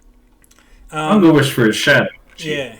So this Brigganock hermit, it comes out and he's given Ungo his, and he does the same for you, and says, "Come here, giant one, come along, and I have your wish for you." And he gives you a gem. It was also glowing, pulsing with a sort of orange light. Right. But does it do anything? Well, just like the fate. Well, was it a dude? Well, it is the remnants of your wish. Yeah. Yes, I think you explained thoroughly what it is. I just wonder, what do I do with it? You could trade it. Trinkets are currency in the Feywild, and this one is quite valuable. All right. You think it's basically a gem, probably worth at least 100, maybe 500. You're not sure, but it's also got a internal glowing property. So maybe might have some additional value to the right buyer. Okay. Well, thank you. I shall cherish it. Yes. Yep.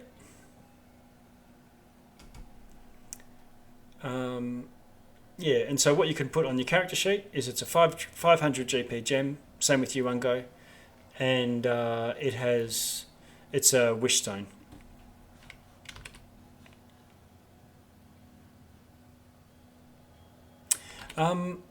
It's just gone 9:30. Should we take a 10-minute break? Yeah, sure. Okay. Exhausted. Yeah. All right. Back soon. All right.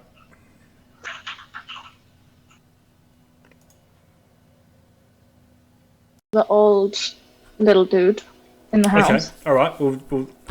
We'll start the recording and we'll back from our coffee. So we'll jump back to the old little dude in the house. I'm much the same as you. Tunnel to Motherhorn. Ah, yeah, here we go. Obud. Old and tired, but neither too old nor tired to show hospitality. Okay. You had some questions for him. Mainly just one. You said that, like, if the wish gems are like this orange, it means that they've already come true. What do wishes that can't come true still end up in the wishing stones, or are they only composed of wishes that can come true? Wishes, as soon as they're made, will start to form beneath the earth. Okay, and then what color are the wishes that will never come true? Like they're not possible to come true. Oh no, they might still come true, but he can tell just by sort of sensing them, feeling them, whether they've come true or not. And once they have, can you tell if they're going to come true? No, we can't. We have no idea what these wishes are, but we know if they're a bad wish because they glow purple. And what constitutes a bad wish? Oh, wishing ill of somebody, perhaps. Okay. So how did you know these were the wishing stones of our friends? Oh, that's just I read it in the stones. You get an idea that he's a bit of a seer or a sage. Would you potentially be able to find a wishing stone of someone's specific wish? Well, we would have to mine them out, but these ones happen to have been mined already, and I could feel that these ones that were in my possession here, the creators were coming close. Okay. You'll say, can anyone just make a wish, and then you could find a stone to go with that wish? If someone makes a wish on the mortal realms, yes. So, like, if I wished for our friend Clapperclaw to be back with us, could someone find a rock that could make that happen? The rocks don't have power. They don't. They're more like a vestige of the wish itself. So I wish our friend Clapperclaw was back here. Yeah. So you probably have already wished that a few times. So it's in the last 30 minutes or so. I wish we didn't come here. I wish we, whatever. I wish Clapperclaw didn't rush out into the bridge, and wish he was back with you. But from what Obud's saying, that the wishes in their mine are from the mortal realms. So, if someone made a wish a long time ago, for example, would you be able to know whether it ever came true or not? No. Well, if we found their wish stone and I had it in my possession, I could tell you. Okay. But we call the purple ones malignants, and we throw them off. Staying too close to them causes sickness. In goodly folk, at least. Can you do me a favor? A reciprocal favour. Yes. What favour would you ask? Could you keep an eye out for a wish made by me a long time ago? And what would that wish have been, or do you not wish to say? I'll keep that to myself for now, but I would be interested to find out the status of said wish. Okay. Have you... do you want to put it in the chat? Mm-hmm. Sure. In the Roll20 chat? Or the... I'm easy. Let me know where it is.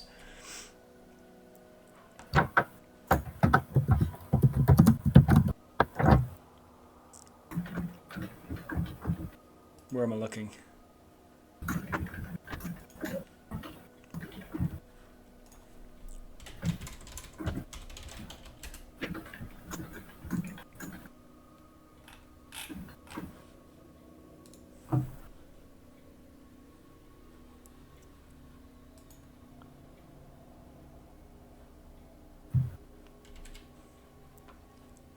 Okay.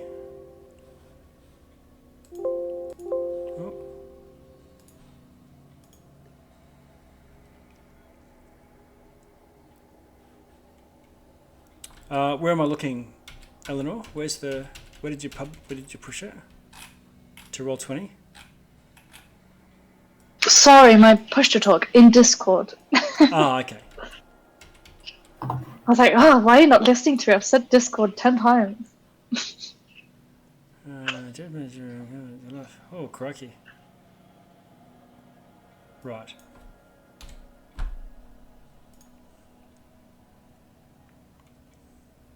Okay.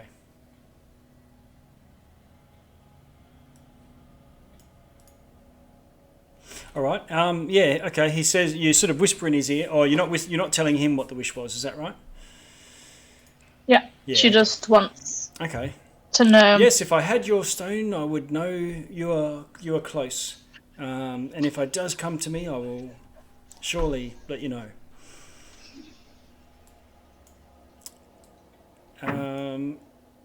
And he says, "Here, take this one for the time being." And he gives you an uncut stone. An uncut wish stone. Yes. What does this do? He says, well, the uncut ones can carry some power. Let's have a look.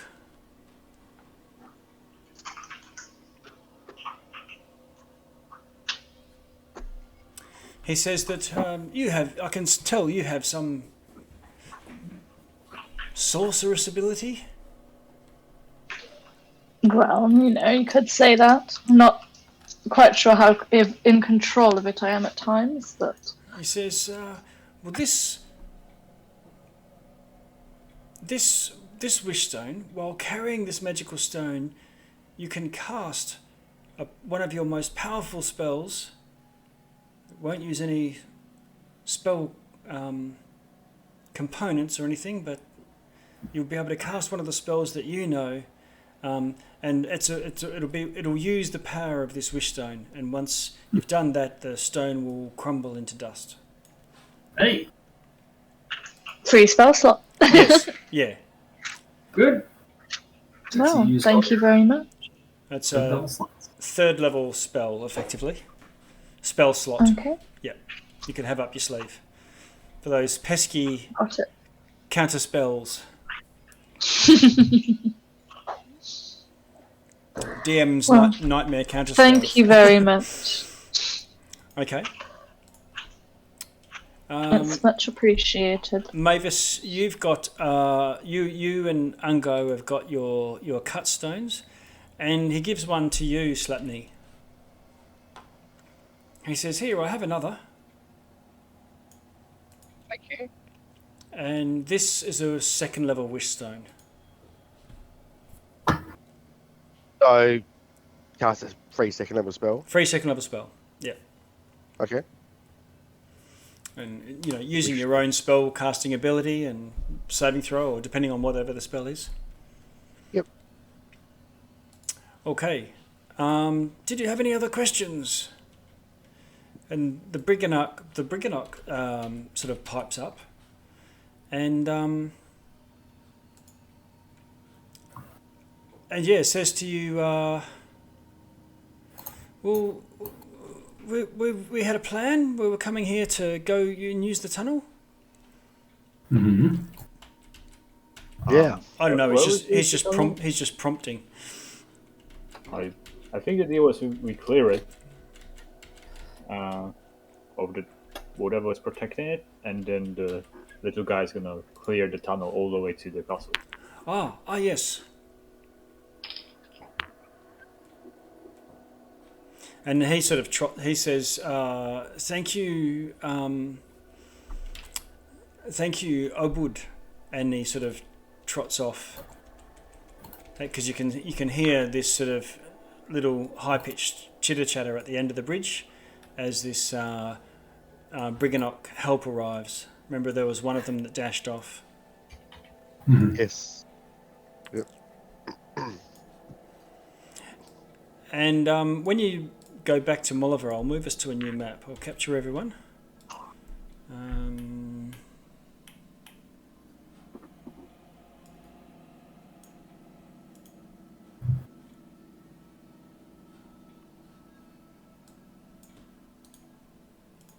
I'll repaste your tokens and just get rid of the ones that are already here.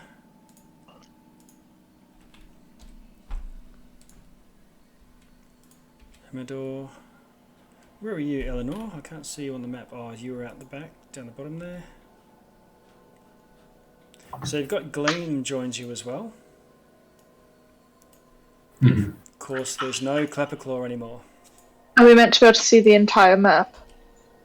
And all creatures inside it right now? Doesn't really matter, yeah. This is just the home of the... We'll get rid of the dynamic lighting. There you go. Yeah, we've been here before. You've been here before. Oh, right. Yeah. Okay. Yeah, so you come back to the others, meet up with Noba, Selena, Celeste, the other sort of three that were travelling with you. They all are shocked and saddened to hear of poor Clapperclaw. And of course the others are sad about that and also grieve for their little fallen companion, Brigganock, that got caught in the fireball.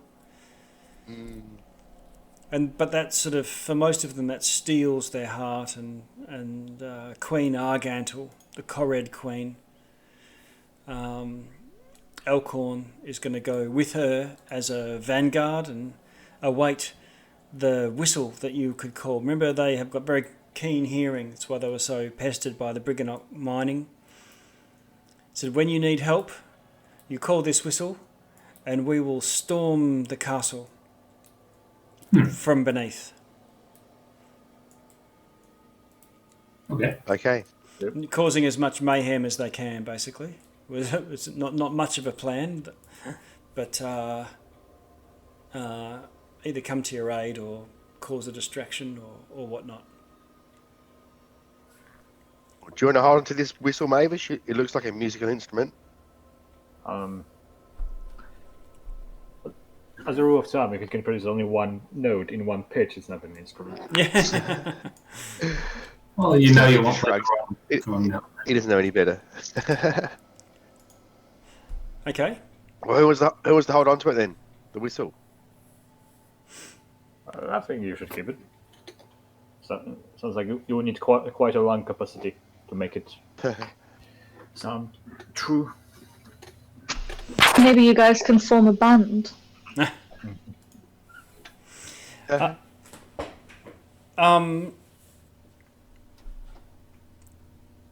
So what's the plan from here? You can sort of gather at some part of this Brigganock mine and, have a private discussion amongst yourselves. If I recall, the idea was next to go to see the foolish prince or baron. Yes. Some kind of aristocracy. Mm-hmm. Those at odds with the witch. We're still looking for a large woman, and Okay. yeah, I think that's Yeah. it. So the elf guy, I think is probably the next logical thing to do, to go find him. Mm-hmm. Okay. And they offer for you to stay the night if you wish. Good idea. Not it's always Yep. night, but Yes, I could do with some sleep. a rest and some feasting. Nice. Let's do a long rest. All right. So you have a fairly somber occasion as you toast the demise of your fallen friends. However, everyone is also looking forward to the thought, at least, of the fall of the hags. Maybe it's the occasion to. I mean, not use the occasion. We'll play a song for the fallen. I'm gonna put in the chat. Anyone who wants can have a listen later. Okay. Can you roll a performance for me, Mavis? Actions. There we go. Performance. Oof. 8. Ooh. Okay. I'm too much in grief. Don't judge. They've fairly politely listened to you. Yeah, fairly. Do you guys know they're recorded by candlelight versions of different Yeah. songs? But you can hear I feel like that's what this is. you can hear a few conversations pipe up halfway through. But you have given your best. Oh, what was that? A 3? Yeah. Okay. Slapney's gonna try and make. Slapney will try and make some food for everyone. Okay. Just while he can. Okay. Oh, Nice. Wow. Natural 20. All right. Okay, so you cook up a bit of a feast. Presume some Brigganoks are quite curious about whatever it is that you're making, but you don't have ingredients as such, but you could use what they provide or ask around and see if you can knock up something from what they have. And you channel your inner Ratatouille. The rat that Rabbit-touille. Yeah, Rabbit-touille, and make something marvellous from the ingredients that are available. Nice.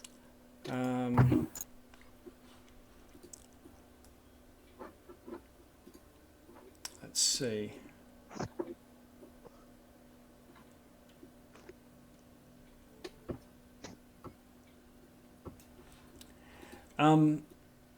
Okay, so you are well received. You have a long rest. Ungo, after this long rest, your strength returns.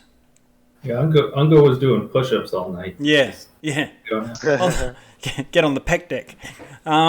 Yes. With Rocky music in the background. Okay, so Ungo, your strength returns. Is there anybody else with conditions of any sort? Slapney, you're looking over hit pointed. Is your maximum 44? 44, yeah. Yeah, okay. It That's right. still was recorded as 36, so it looks like you were over buffed. But if anyone wants to, He's overbuffed. yeah, The orange dot, is that any condition? I wasn't. the orange dots. What Yeah. were they? Just I on. don't know. I think they're left over from last. Yeah, I have a yellow dot under castle. Well, the orange dots are torches. Yeah, the orange dots was those who are carrying a torch inside underground. So Okay. you can get rid of And what's those. yellow dot? Don't know. They carry over from last week. I think let's just get rid of them. And what's the castle? The castle was you casting Oh. mage armor. Ah, yeah. Are those yellow dots the invitations? You're right. Nobo would That's- have 3 of those. That's why. Yeah. Okay. Oh, yeah, that's what they were. Yeah, you're right. Yeah. Okay. An Alright. invitation to what? An invitation to perform a play for Enderlyn Moongrave, the Queen of Yon. Oh, cool. So I think Ungo and Mavis didn't want theirs. Yeah. So Slapney, you must have one then too, or no? There's 1, 2. Yeah. Yeah, Well, I'm I a took brilliant one from actor, so. Nova after the Yep. encounter. There we Okay. got them. All right. So I'm going to grab everyone, and that morning, well, after a long rest, you head out. I'll just re-mage armor myself. Yeah, okay. I just assume that I always mage armor myself at the start Yep, of a long at the rest. start of a day? Yeah, sure. Yeah. After 8 hours, you know. Yeah. Okay, and you... Let's move to the large map of Yon.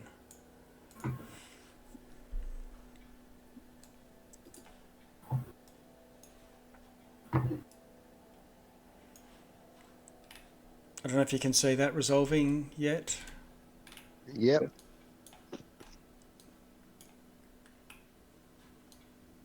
We buy a lake. So You are.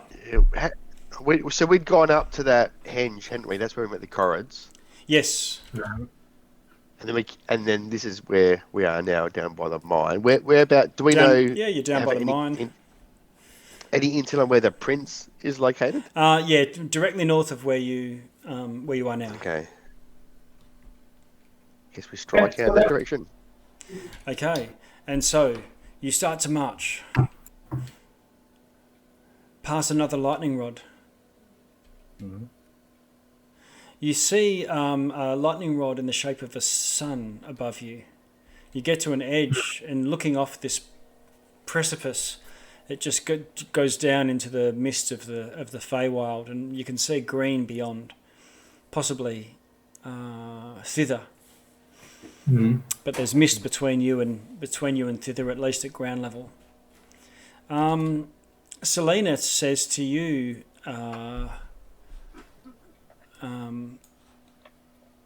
Slapney,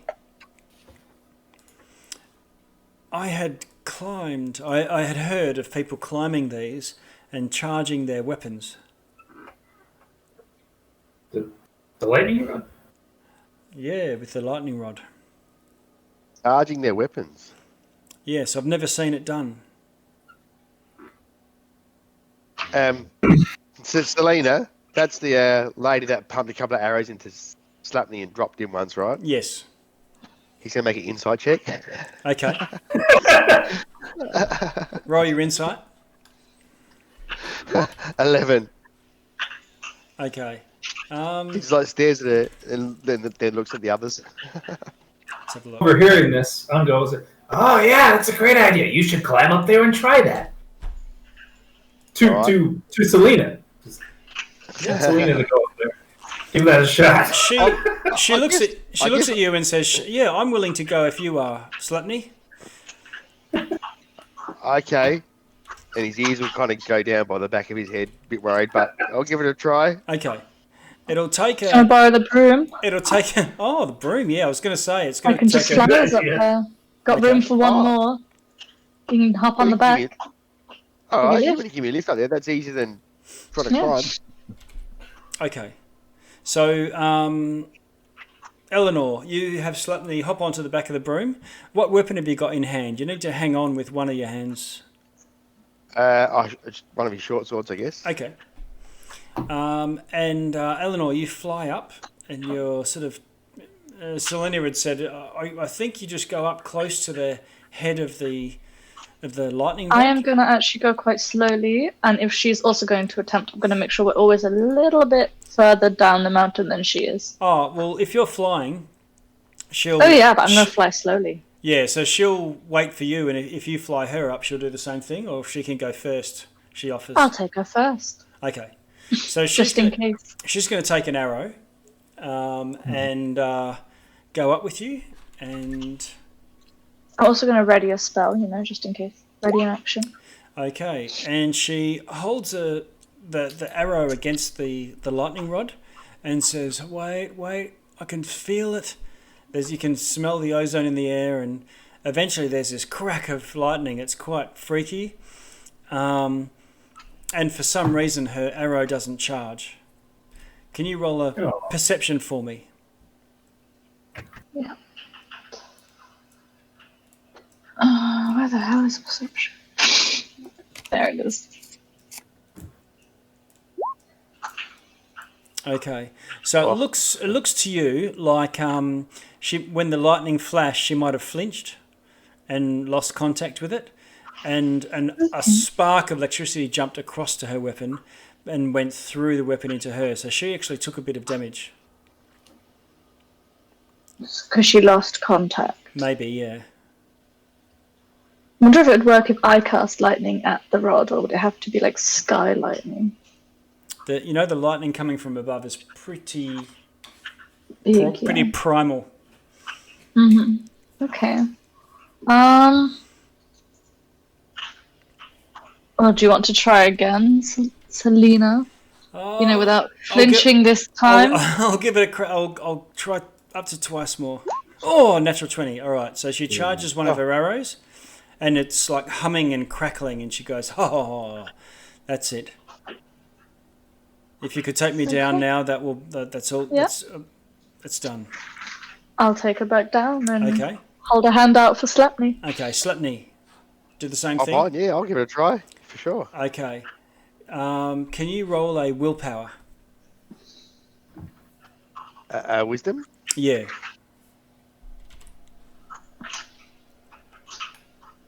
Twelve. Okay. You hold your sword close enough. It sparks up, and then your sword, again, is charged up with this electrical energy. Okay. You feel like you were Wow. successful. I wonder Check it what would out. happen if I charged my spellcasting focus on here. Do you want me to try something of yours against there? Yeah, I'll Or- take up my basically just a tree branch that she uses as a wand, like Right. a spellcasting focus. Okay. And try this. It's made of Alright. wood, so Roll your magical wood. roll your Is it just straight wisdom or wisdom It's- save? Oh, it doesn't matter. and just a straight wisdom. Huh. Oh, no! You flinch and you take 2 electrical damage, Oh, that tickles. lightning damage. Do you want to try again? Slapney will helpfully say, I don't think that's how you do it. I'll give it to Slapney to try. Well, do it. You do it, Dan, if you're so good. Slapney will give it a try. Okay. I'm concentrating on flying, okay? Yeah, It's fair difficult to balance on this thing. 17. Okay, Slapney, it does it, and it does get, lightning zaps across, and it also seems positively charged, ionized, or whatnot. I have no idea what this will do to my lightning spells, but I'm excited to try it. I guarantee we'll probably get a massive static zap when I hand it to you as well. Okay, yeah. Okay, you hand it across, and then you see Slapney's hair all sort of stand up. Aww, like a fluffy rabbit. Yeah. Like, when a cat's scared and its tail, like... Yeah. have, when have a look at me. When you rub your head against a balloon. Okay. I look like I've just had a shower. So Gonna give him a pat on the head. You've got How cute. a lightning charged short sword, a lightning charged arrow, and a lightning charged wand of some sort. Fancy anything, Ungo? What? As we go back down, she's, Ungo and Mavis, do you want anything, charging? No, I'm good. Okay. Might as well. Hop on. Try that with his dagger. Okay. Magical dagger. Okay. You take the dagger, you hold it up, and can you roll a wisdom check for me? Straight wisdom. 14. 14. You managed to quite easily, not flinch from the lightning flash, and your dagger is lightning charged. Cool. Don't know what that does. Does something. Okay. You fly back down, and so what the effect that this has, you can sort of muck around with this as you travel along. The first time that you hit anything with this weapon, the target will take an extra D6 lightning as it discharges. Does that include? Because it's my spell focus. Do I have to physically whack someone with my wand? No, with the spell focus, the first lightning spell you cast with it will carry this lightning charge with it as well, and do another d6 damage on top of whatever the thing is. The other thing is that this hit that expends this lightning charge, while it's only just d6 damage, it also sort of does a minor stunning effect so that they can't take reactions until the start of their next turn. Nice. It's basically like a shocking grasp. Yeah, like a shocking grasp, once off on you, just with the d6 damage. Nice. Cool.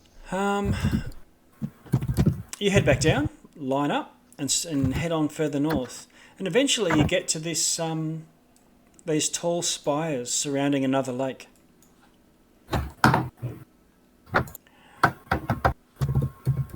And one of them is on fire.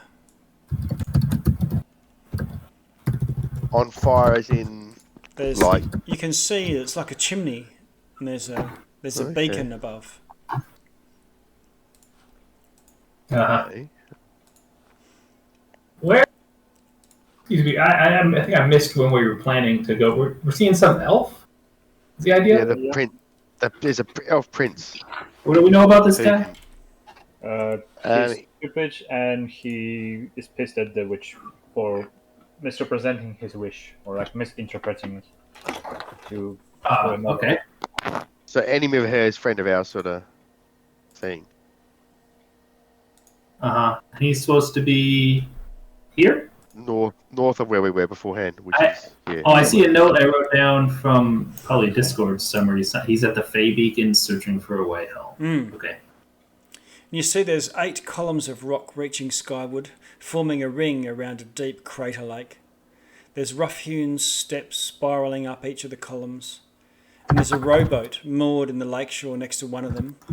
And there's a torch-bearing figure trudging, circling up the spire. He lights it. And you can see, as you know, you're quite a way away. We're still getting more tapping, more keyboard. Oops. One keyboard. The figure lights the beacon, and it flames on like Lord of the Rings style, Minas Tirith beacon to Rohan beacon, and then he sort of. Which one's this? Is that the one that we can see that's lit now, or another one's being lit now? the one that you can see that's lit now, and he's making his way down the spire. He gets down to the bottom and he walks across the 100 feet or so to get to the next one, starts spiraling up. And he gets about halfway up that spire, and you see these large winged bird creatures, feathered wings, fly down out of the sky and spiral around, and they beat their wings, all 8 of them, around the beacon, and after a while, it takes a minute or so, they put the beacon out that he just lit. Okay. And you see him raise his fist, cursing them. From where we are, can we see the winged creatures well enough to be able to identify them in any way? Yeah. Can you do a nature check? I might not be the best person to do nature. Okay. I'll give it a try. Why not? Okay. 11. All right. You can't identify exactly what they are. They look like they've got horns, and they're at least as big as a human. So their wingspan is 20 feet or so. Right. I got 17 for nature. Same for you. We've got 2 nature checks already, so 10 and 11 sort of caps the party out, unfortunately. And what about the figure? Can we see anything about? He's getting into a rowboat and he's rowing across to this next one over here. And what does he look like? Can we see him well enough to? Yeah, or you're see what he is, or who? Yeah, this is like looking half a mile across the lake. So what does he look It's a like, the guy? Looks like a guy. A guy, human, 2 arms, 2 legs. No, that's what I'm saying. So human. Yeah. Yep. Okay. Could that be him? Could that be the difference? Well, he's not an elf. We're looking at an elf. Oh, I can't tell from here if his ears are pointy. You probably wouldn't know if he's had pointy ears from here. Okay. Should we call out to him? If you can yell that loud. It's quite a way away. Eleanor, can you get his attention somehow? How far away are we? Feet-wise? Maybe 500 feet. Yeah, not at that distance. I can fly closer. And, Half a mile is over 2,000 feet. Yeah. yeah. How's your aim, Sunny? Not that good. Not that good. Okay. Because I could we could do some sort of I can fly us over and you can maybe help him out a little bit, try and snipe some of those flying things out the sky. Or, I mean, he's trying to light all these beacons. He has to walk all the way up. You could fly up on your broom and just light. I could, and you could shoot some horn things. Yeah, okay. I'll happy to ride shotgun, and if something tries to get you. How heavy is Window? Because I can hold 2 full-sized people, including me. Wait a minute. We don't know if we don't know who he is or if we even should help him. Good point. True. Yeah. Maybe he's just trying to ruin the habitat of those noble creatures. Yeah. I don't know. That's true. Maybe we should go say Let's hi. go talk to him. Let's go talk to Let's him. go talk to him. Okay. But we have a plan to offer if he does need help. Okay. So you make your way down the. Well, I mean, what the best thing we'd want from him is is to get some info on where this elf prince is, or maybe he's. Or if it is the elf prince. Yeah. I'm just curious. What you doing with those fires? The beacons. He's trying to light the beacons for some reason. Yeah. What's he up to? Okay. Let's have a look. You should see a new map resolving. Mm-hmm. Yes. Oh, it's HD. Yeah. This is one that I created custom for this. Yeah, nice. Fancy. And you make your way around the shore. Let's see.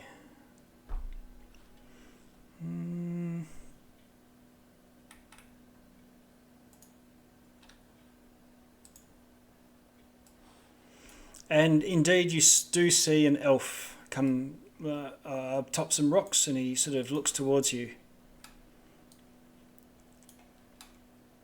Hail him. Okay, he greets you and says, "Hello, my name is Algarthus. What brings you to Greetings, this cursed place?" Well, we just saw you were having some trouble. But you might need some assistance with your fires. Yes, I've been trapped here by the hag, Lyn. And We're on our way to see her. And these evil beasts torment me. All I have to do. What are they? All I have to do.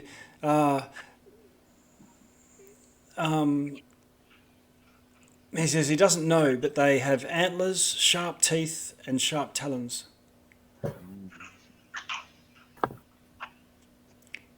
Okay. They've not been engaging me in melee, unfortunately, and you can see he's dressed in incredibly ornate armour and a longsword. However, they curse me by putting out these beacons. As soon as I can light these beacons, all of them, I can return home. Well, isn't it just your lucky day? He looks up at you with a bit of glimmer of hope in his eyes. You would help. Well, I happen to be a fire mage with a flying magic broom. And my friends here like killing things.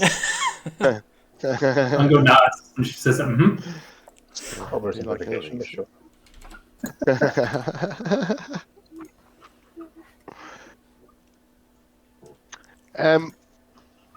And if we can help you do this, you'll be able to go home. I expect so. Where's home? I live in the world of Earth. Earth. F? You laugh. Freaky. Are there any letters after that? Yes.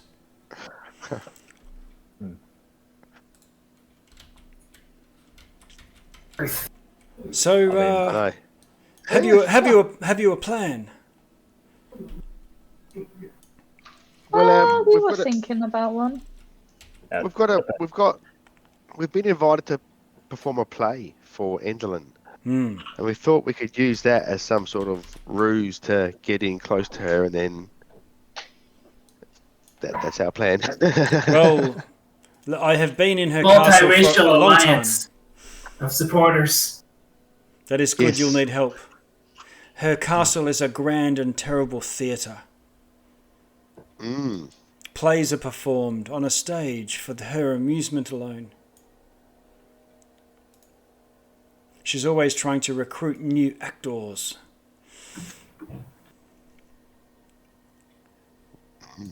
These beasts above were once a troupe of actors, and she had cursed them as well, I think. Wow. Gosh. Yeah, I gotta ask, what's up with that? Like, do people just walk to obviously evil hag and go like, you know what? Why don't you do something for me? And then she does it, and then you just go, oops, it's not exactly what I wanted, and then you get stuck, or... Oh, my story? Uh-huh. My story is...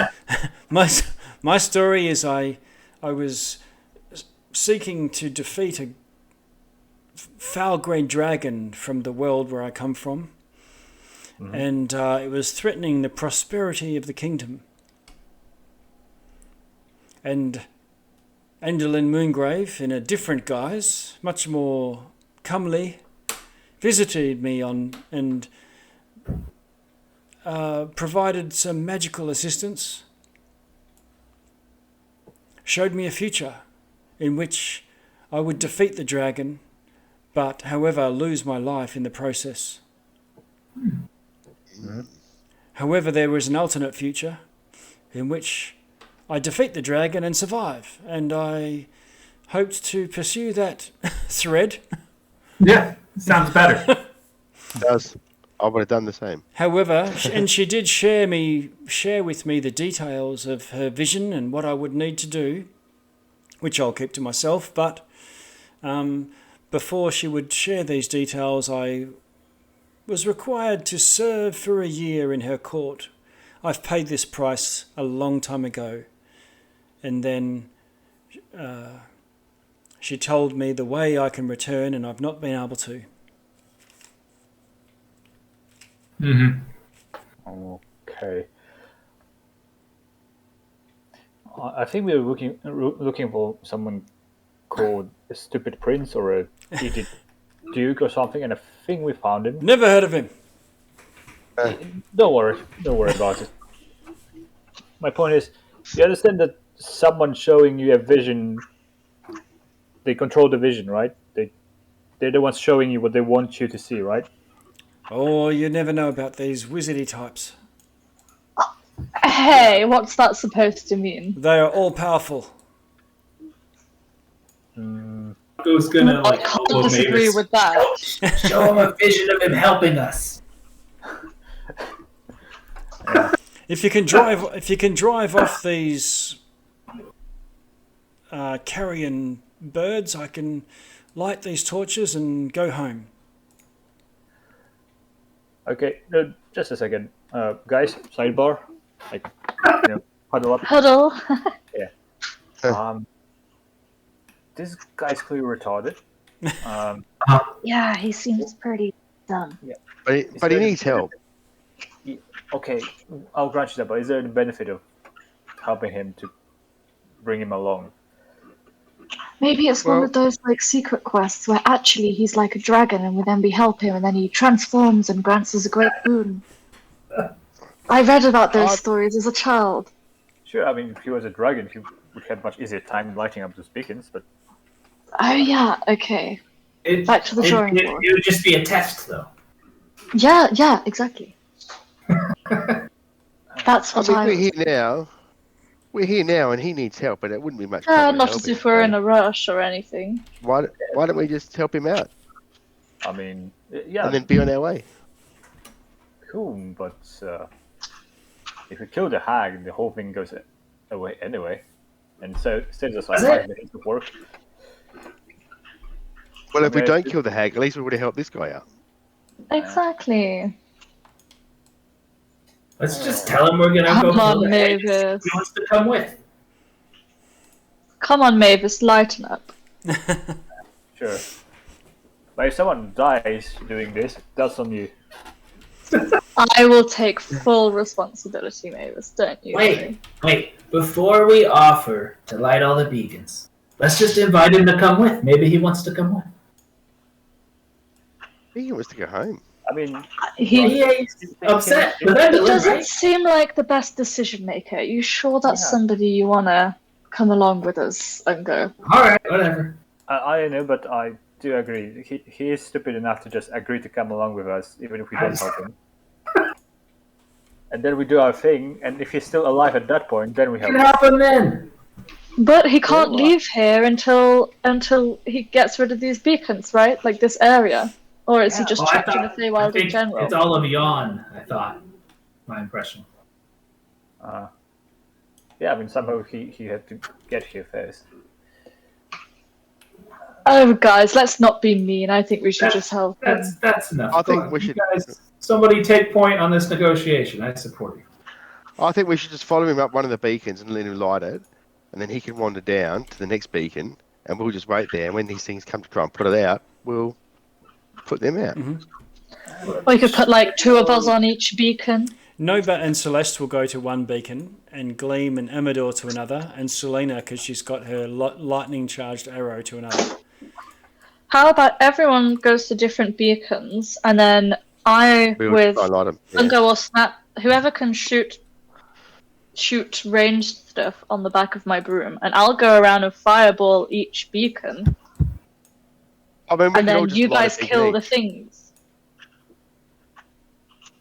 Oh yeah, then that splits up the winged things. Yeah. That's not a bad idea. 8. Was there 8? Yeah. How many that's 1, 2, 3, 4, 5, 6.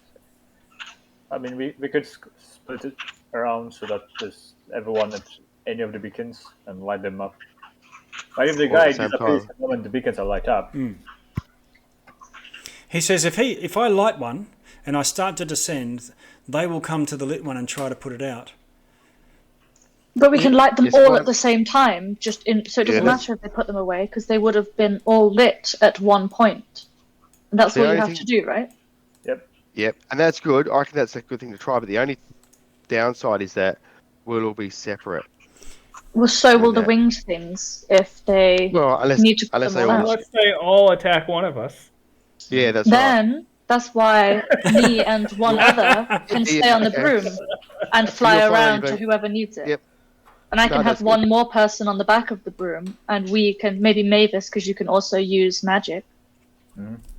And then we can just fly immediately to whoever needs the help. All of these NPCs and things that are not here anyway, we'll go and tend to one of them, so that then you only really need to worry about yourselves and Algarthus, and probably the first couple that you light.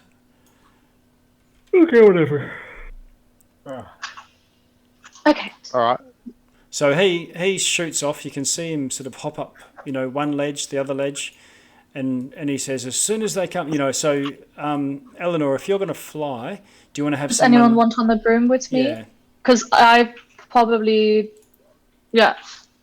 I'll go with you. I got good climbing that, so I'll hop on the broom. No Do you want to negotiable. go? Okay, that's fine. Yeah, because Mavis has magic, which I think is a bit easier to do from a broom, right? Than, Or I have maybe 320 it doesn't foot have range. athletics or acrobatics. I have Yes, 320 also foot range that, with yeah. my bow, so I thought that would neither of us probably be have good. athletics or acrobatics. Oh, but then also we could have a bow. You guys duke it out between you who wants to go on the bow. Who's calling go ahead, shotgun? man. Okay. You'll probably be safer up there. So I've put wings on Eleanor and Mavis. Yep. The others are all off tending alternate ones, just in case they, to be ready, because there's quite a bit of a hike to get to the next one. Slapney and Ungo, are you going up with him? Yep. Okay. I guess. How far is it to the next pillar? Chimney? Couple of 100 feet. Is it within 320 feet? The next pillar is, yeah. So both directions? Yep. Okay, so I can shoot at the pillars next to me. Yes. So you can, Cool. if you climb Just this in case. one, yeah. So they climb, Eleanor and Mavis, are you just staying at the same altitude as them, or what's happening? What are you guys doing here? I mean, Good question. Because what's my flying speed with this as well? Treat it as the same as your walking speed. Oh, quite Just- slow then. Yeah, so 30 feet. So It'll Algarthus, take us like 10 rounds to get to one pillar Says- then. okay, 50 you know what? on the item. yeah, You can drop me at one of the pillars. In emergency, I can Well, it dimension becomes door out. 30 when carrying over 200, though.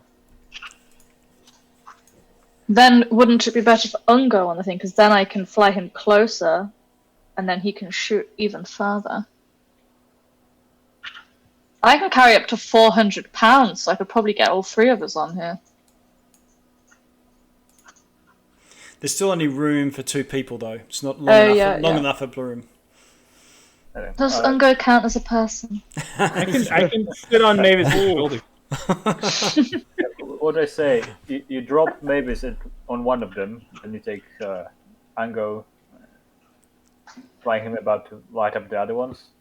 And I can light up the one that you dropped me off, and then I can just dimension door. So then, down. because you don't want to climb up it, is the... Okay. So I'll take Lazy Mavis to one pillar and then collect Ungo from another. And then I think with the other guys, there's 5 of those, that's 5 pillars. And then 3 of you, that covers like all 8 pillars, with me and Ungo flying around in between the pillars to help with fighting. I mean, can't you just fly in a circle and firebolt each one? Yeah, that was my plan, but my flying speed is very slow. Thankfully, Oh, I my think- It's just you on there. yeah, it's 50 feet with me and you, because I assume our combined weight is less than 200 pounds. Probably not, because I'm carrying 100 pounds. Oh, Jesus. You're carrying my entire weight. And how far apart the pillars are? About 200 feet. Apart, and how tall? Same, 200 feet. 200, okay. I'm carrying twice my weight. I walk around with Wow. twice my weight on my back all day long. Wow. Okay, so I've put the 2 pillars to either side. We just have to. That's just for reference, so we know where people are. We don't have to keep panning out to a huge map. So if let's see, Mavis, you get dropped off at 1. The middle one, maybe. So I can go to either one if needed. Okay, so you get dropped off at the middle one. Algarthus is climbing up this one to light it, and he gets to the top eventually. And Ungo, you're flying with Eleanor. Sure. And whereabouts are you going to hang around, Eleanor? Probably in between these 2 pillars. If these are the first ones being lit, then probably for the best. Yep. Okay. Maybe we can intercept the beasts before they get here. Yep. And then Algarthus lights the beacon. We've got the flame. Can I ready a firebolt? You can get the spells and things ready, but it wouldn't go before initiative. It still depend on initiative. Because we're not in initiative at this point. But you've got your wand out. everyone's ready to go. He starts to climb down, and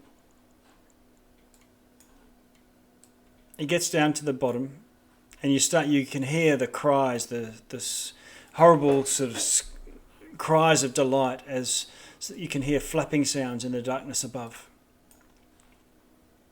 So, Slapney's going to hide somewhere if he can. Okay, yeah, there's plenty of places to hide with the. Could I fly closer to this one and try and also light this one with a firebolt while the other one's lit to see if Sure. it splits See their what they do. attention? Yeah, see what they do. Because I have 120 feet on that, so I'd only have to get a bit closer. 20 feet closer. Shh, there's my flame. Very, very, very HD. Nice. Let's see. And so you light one as he lights the other one. Yeah. As he gets to the bottom, and then you see these creatures. I'm going to give you a handout.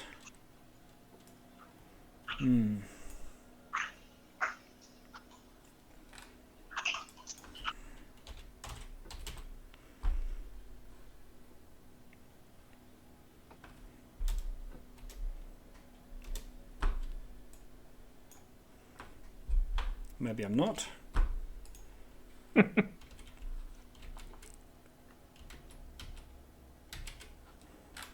Yes, I can.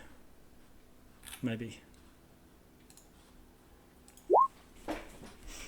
And you see these winged creatures come sailing. It's in the chat. Ah.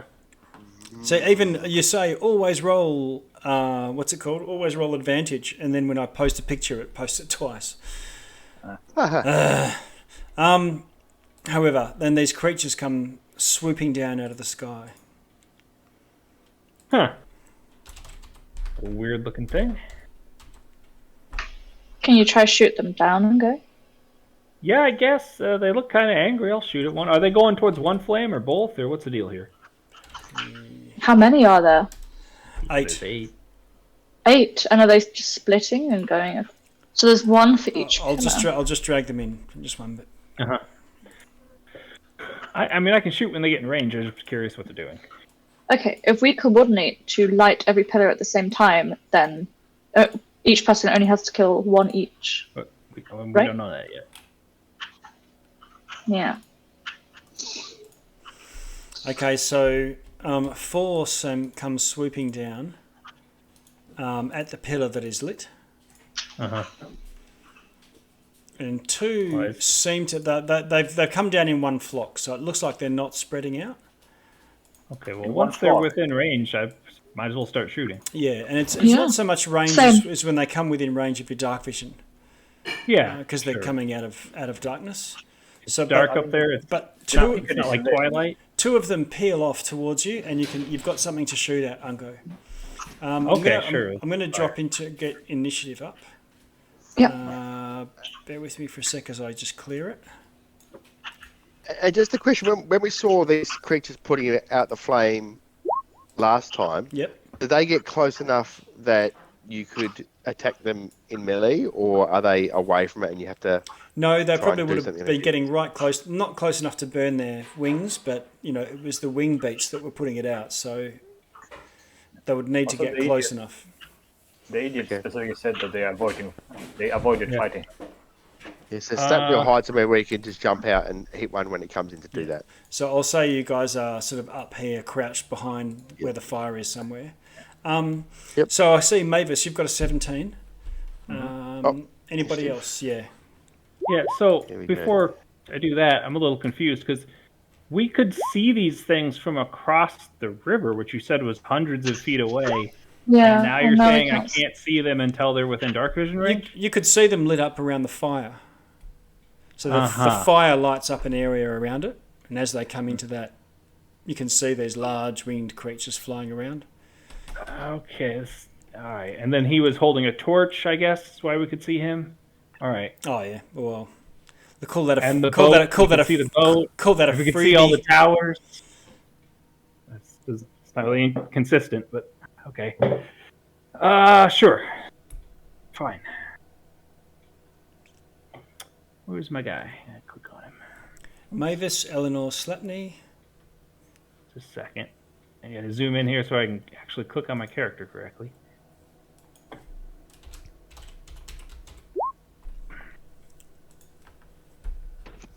Nice. And what did I roll? Where am I? I can't see it. Oh, 4. Crap. Okay, and Ungo, you're in there. I'm seeing 4 characters in there. Is that it? I think. Oh, I'll put the knight in. Yep. He's got a long way to climb, but.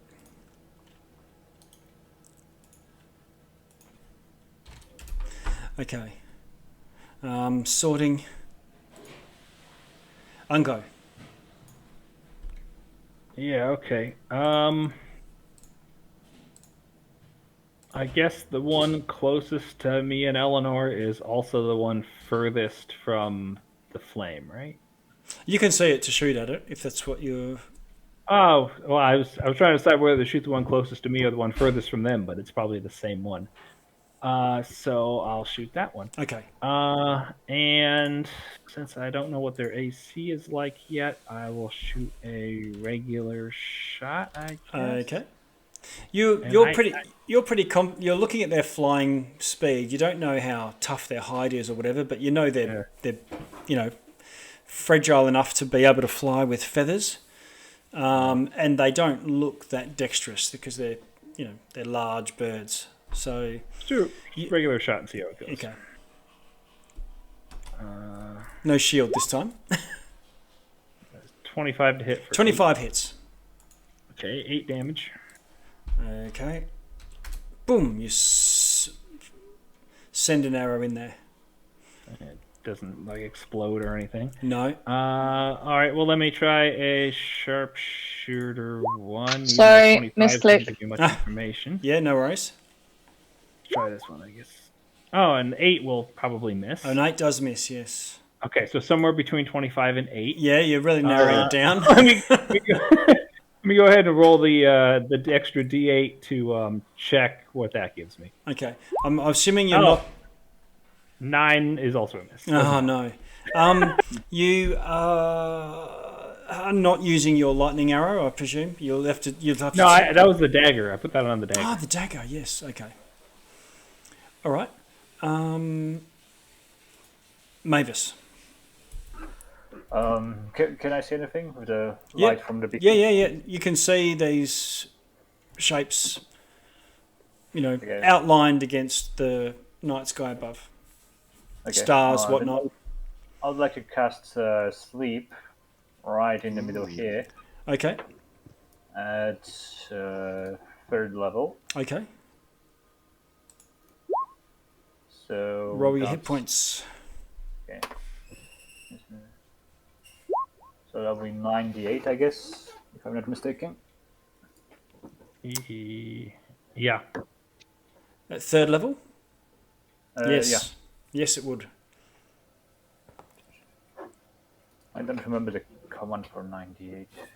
You can just use the dice on the side and click it, and then just roll 1 and pick it. The dice roller. Sure. So 5 R space 98. 4. 57. Okay. So one of them drops from the sky to its death. Nice. Okay. So 57 only got one of them, so they must have at least 30 or more hit points. And I will, I guess, inspire Slapney. Inspire Slapney. Okay. Yeah. You look at you. Thank you. He's doing his best to hide, but you know where he is. Yeah. Okay. Prince Algarthus races up as fast as he can. Slapney. Okay, so Slapney's hidden there. Yes. Or he tried to hide before. Yeah. Did you want me to make a stealth roll before, Yeah, or anything? Or no need right now, but it depends on what your action is. he's just going to try and shoot one. Okay. All right. In that case, roll to hit with advantage because you had hidden. They haven't spotted All you. right. Okay. Do you want to shoot the one that Ungo shot? Oh no, he shot one, didn't he? Yeah. No, yeah, it's one of the ones that's coming in towards us. Okay. Oh, crit. Oh, nice one. Look at that. All right, so 17 damage. Nice. Okay. And then shoot him again. And at advantage. Is this advantage? This would be advantage. No, right? the second one's not because Oh, I thought, okay. So the sorry. first shot reveals you. That's 11. That misses. You have inspiration. Alright. You can try. Oh, that's a good point. Yeah, okay, I'll use it. So what sort of die is that? DH. Okay, I'll use that. So 15. You hit. Nice. 8 damage. Oof. Okay. It's Um, very badly injured. You hit its wing and then hit Probably its should. chest. Probably should have Hunter's Mark then, but I didn't think of it. And then after that, he'll just put away his bow and get out his swords. Okay. All right. Free action to either put the bow away or free action to okay. get out your sword. Free out to get out. He'll just get out one sword then this round as a free action. Okay.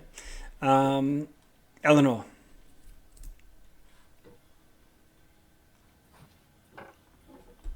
Okay. Okay.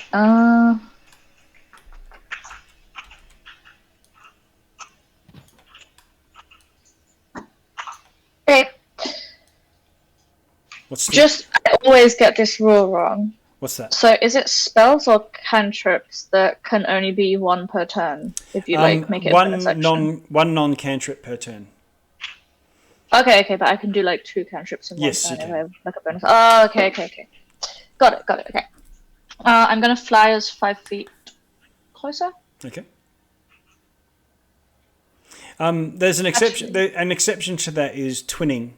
You know, when you twin a spell, Yeah. you know, if it's got a single target and only can possibly target one creature, twinning it effectively casts that single spell twice. Got it. Okay, just a sec. Just doing some 15. Oh, it's not 15. Just trade it. You know, you've got. Think of it as probably I don't know 90 or something like that. Oh, okay. Oh, yeah. I said the limit of your vision, so probably 60, if you want it to be. Well, I need to be within 15 feet of these guys, so Okay. I don't know if I can get that far. You can fly in closer. What did you check up the broom? How fast it actually goes? If it's carrying less than 200 pounds or less, it goes 50 feet, and between 200 and 400, it goes 30 feet. Okay, So 30. so 30. Yeah. Yeah, but I don't know how far away they are. Well, I assume Ungo, you would shoot as soon as you saw them. Limit of my vision, that would be 60 feet, right? Dark Yeah. vision. Yep. So then I can not get close enough to them, so I can't really do anything. So can Eleanor even see them? Yeah. Yeah.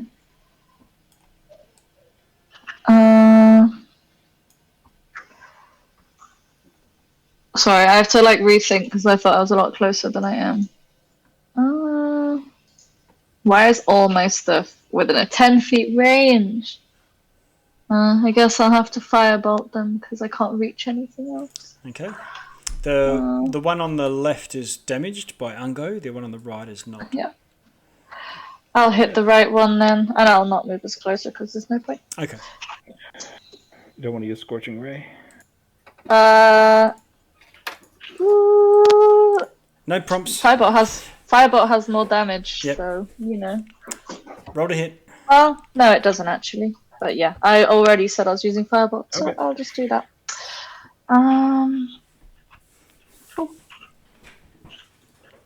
Where are we? 14. Okay, 14 hits. Roll damage. Oh!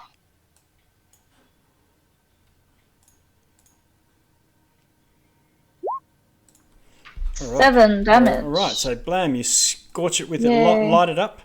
And do you want to move? You can move with the room if you want to move further away from these creatures, or No. And then I will, I guess, do a quicken spell and do it again. Okay. Because why not? Do a scorching ray now. Actually, yeah, I can. I'll do a scorching ray now. Why not? Because I haven't used the spell. Okay. 3 So- rays. Yeah, 3 rays. So I'll do 2 on the one that I just damaged and 1 on the one that Ungo Okay. damaged. And they're rolls to hit. The first 2 Yeah. can be on the one on the right. Okay, so you've got 1 hit. 2 hits. A 25, a 20, and a 21 were the first 3 things rolled, right? Oh, okay. Yep, fair enough. Yep. Okay, so the first 2 hit. The first 2 hit on the... Roll the damage for the first one, twice.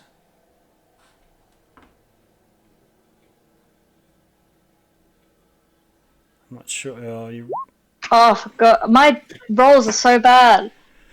2d6. Is 7. Okay, So that's total 7 on the first one. Yep, okay, so Okay. 7 to the first one. And 5 to the one that's got an arrow in it. I haven't rolled the damage for the second guy. It was 7 for both of the first 2 hits.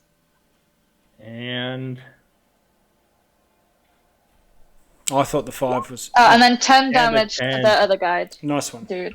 So 7 damage to one dude, 10 to the next dude. Okay, they're both injured. Now these creatures...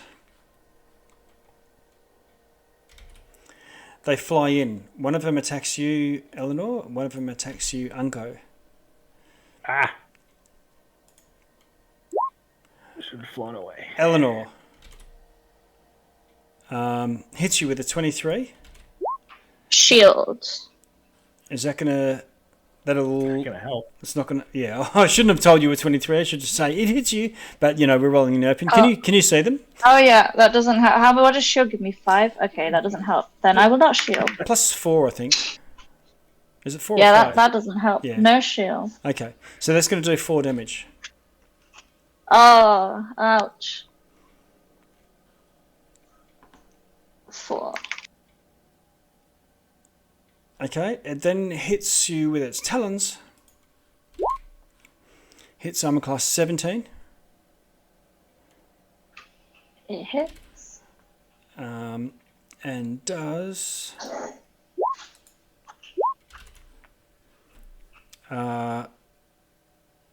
14 damage. Oof. Now those were with the talons, and that's doing an extra bit of damage because it dove from the sky. I'm like, oh yeah, 4 damage. I don't need to shield the next one. Okay. Yeah, and adjust your token as well if you haven't. Ungo, you get attacked. The gore comes in. Armor class 15. What is it? Is it using its talons? Or No, what yeah, is- it's getting both. So the first thing that hits is its gore with its antlers. Oh, the antlers. Okay, yeah, 15 hits. I have Yeah. AC 15. Okay. In that case, that does 11 damage. Okay. But then the big one that has all its weight behind it is the talons. Hitting armor class 17. I will attempt to use Scout's Evasion to dodge that. Okay, what does that do? I roll a D8 and add it to my AC. Ooh, So that nice. makes my AC 22. Oh, okay, so Wow. the talons miss. Now these other 3 come swooping down.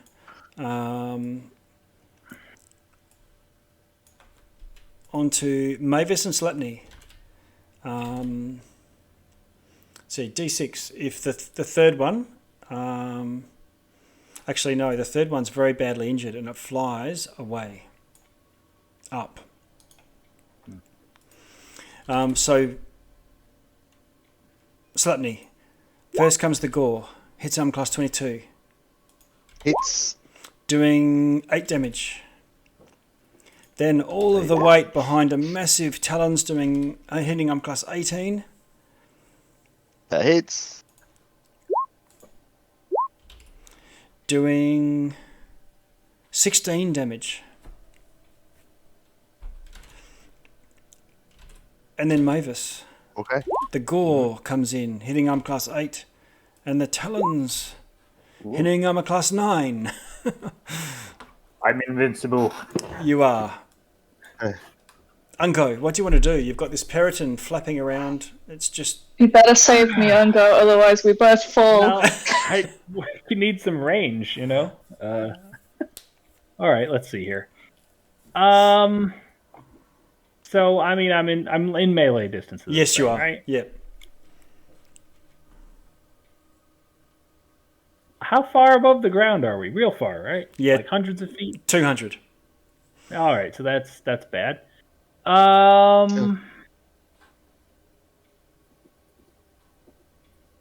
I guess I will draw my dagger and attack with it. Okay. This one that attacked me. Okay. Roll to hit.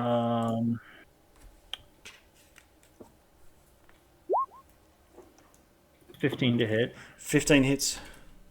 All right, and then I'm going to add the 1d6 lightning damage. Ooh, okay, yep. Discharges. So that's 8 damage. And it can't take reactions. Yes. Is it bigger than me? Is it medium? It is medium, yes. All right, I will add 5 damage from Fury of the Small. Oof. So that's 13 total. And was this one? This one took some damage from the Scorching Ray, right? Yes. I think it only took 7 though, so that's 20. I doubt I can do 10, even if I. Maybe it'll run away. Are you seeing your health bar? Yeah. No. Yeah. I guess I'll action surge and attack it again. Okay. Well, I guess with this dagger again. You get 2 attacks, don't you? Oh yeah, I don't need action surge just yet. Let me attack it again with a regular attack again. Thank you. So that's only 10 to hit. That'll miss. Yep. Then I will action surge and try attacking it twice more. Okay. 15 to hit for 6. 15 hits. And 6. And the lightning only happens once, right? Once, yeah, that's discharged now. But the 15 is enough to stab it right in the neck, and its eyes roll back and it plummets from the sky, taking another 60 or so when it lands. Crunch. You nasty bird. And then is the other one that attacked Eleanor also within melee range? It is, yeah. Then I will use my last attack on it. Although it's menacing Eleanor, it can attack. You can attack it. 25 to hit. For 25 7. hits. Oof. Okay. And so that's the one I shot at the beginning, right? Yes. Okay, so that's also probably close to dead. Okay, I guess that's probably all I got there. Okay. One very badly injured Periton. Mavis. The Invincible. Okay. What do you want to do? Can you get the health bars on the guys that are attacking me and stop me? Yeah, sure. I'll do that while you pick your spell or whatever it is. Yeah. So I guess for the more damaged one, whichever that is. Neither of them are damaged at all currently. At all. Oh, okay. Well, in that case, I'm gonna do first level Dissonant Whispers on one of them. Either Okay. one, doesn't really matter. So that's a Wisdom saving throw, I think. Wisdom saving throw. Yep. Okay, it hits a 16. That saves, so Okay. he only takes half damage, I think. Okay, which is... On successful save, the target takes half damage, yeah. And I'm gonna roll it. There you go. That's 6 psychic damage. Okay. Alright, it rattles its antlers at you and takes the psychic damage. Anything else? I'll just say, come on, get, you freaking chicken. Yeah. And that's it. Okay. Algarthus dashes and gets up next to you, but he's dashed to get there. Slapney. Slapney, bonus action. We'll cast Hunter's Mark on the one that Maeve has just whispered at. Okay. Mark for death. Swing at it. Sorry, no, he's gonna. Oh yeah, he'll swing it out. Yep. Okay. 18. 18 hits the marked one.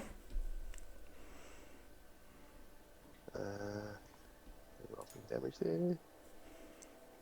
What's that not coming through? Hang on, let's try this. So that's 7 plus another die 6 Hunter's Mark. So 12 for the Okay. damage on that one. Free Horde Breaker attack. Oh, hang on, don't worry about that. Is that Free a Horde Breaker attack on the one next to it. No, Okay. don't worry about that one. Okay, that misses. No, sorry. What's going on? What are you here? talking about? Okay, I think my sheet just kind of caught up. Okay, so the free Horde Breaker attack missed, Okay. and his second attack on the Hunter's Marked one. Okay. 13. 13 hits. All right. So that's 9 plus another 2, so 11 damage to it. And is this your charged sword? Yes, it was. Okay. You're right. Another die 6 there. Okay. 6 electricity damage as well. Boom! 6 kills it. All right. So And just with his free action, he'll get out his other sword. Okay. All right. So your bow is just at your feet. Yep. Okay. So that's Slapney. Eleanor. Okay, I'm going to extend my hand out to the bird and cast Poison Spray, which is a DC 12 Constitution save. 12. DC 15, sorry. It rolled a 15. Does that So mean it's a it pass, misses unfortunately. or it passes? It passes. Okay. Then, Terrible. yeah, well, She's the pilot. You're the Then- gunner. then I will burn through some more sorcery points Okay. to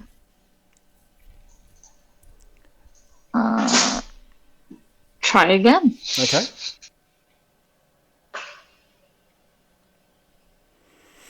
Oh, so it has to save again. Yeah. It failed with a natural one. Okay. There we go. How much Then- damage? Damage. 12. All right. What? You kill it. Oh no, I had to use a lightning. Oh, I killed it. Okay. Yep. That's enough. Then I will use get 30 feet closer and hope that that is within Ungo's shooting range Okay. Yeah, of it is. the other dude. Easily. We're already within range. It's also Okay. lit up anyway because it's right next to the fire. Okay, I want to get. Can I get within 120 feet of it just so I can reach it with my longest range spells? Yep. Cool. I will do that then. Okay. It's disengages from you lot and tries to fly away, but it's only going to get 60 feet. They're not super fast as far as flyers go.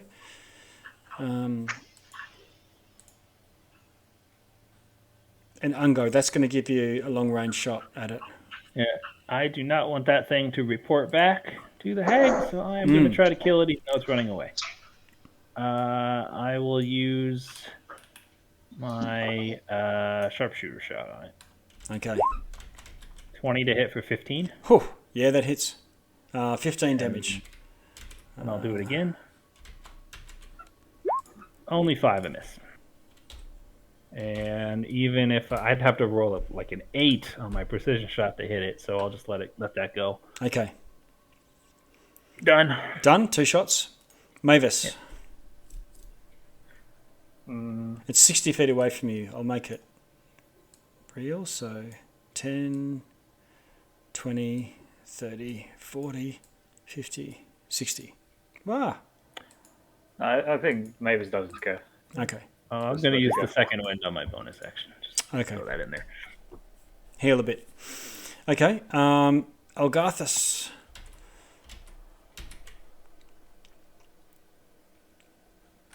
I don't know if there's anything Algarthus can do. No ranged attack. Whoop. Oh, here we go.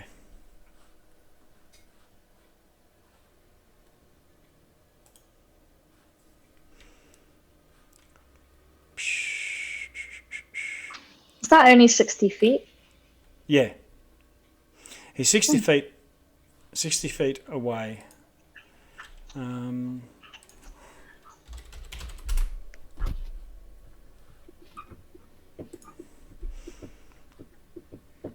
Oh, no, he does. He has a crossbow. So he's going to take a shot with it. Good.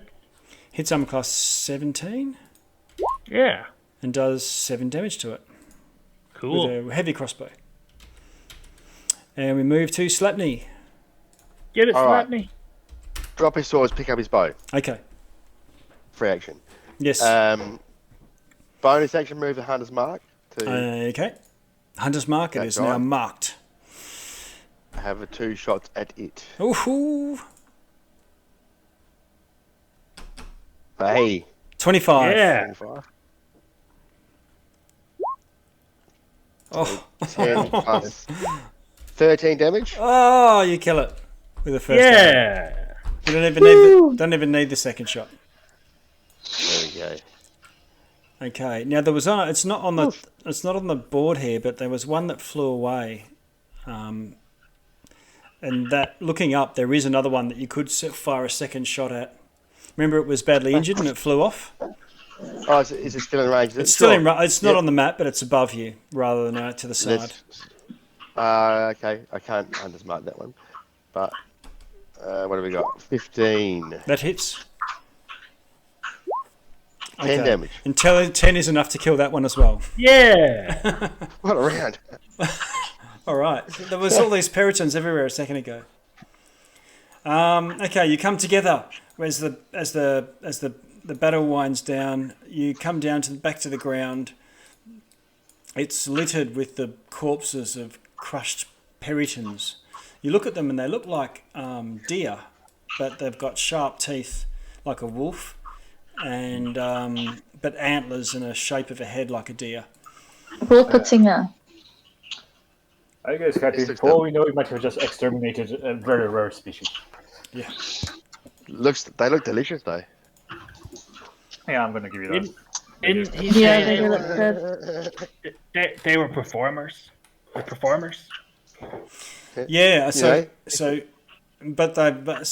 says that they were actors. I don't know why, but the bodies still look like peritons.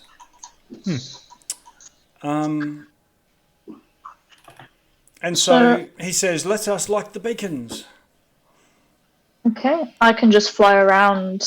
I don't think it would take too long, Yeah, it's a couple of yeah. minutes, to just fly around and blast them all, rather than him walking up and down. Very easy for I'll you ride to do with it. you, Eleanor, in case anything shows up. Yeah. Okay, so the two of you ride around, and with a quick blast from a firebolt, you light them one by one.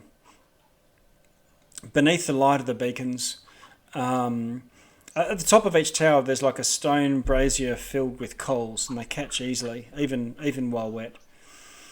So all it takes is the cantrip, and beneath the light of all these lit beacons, you can see reflected the mirror-like surface of the lake.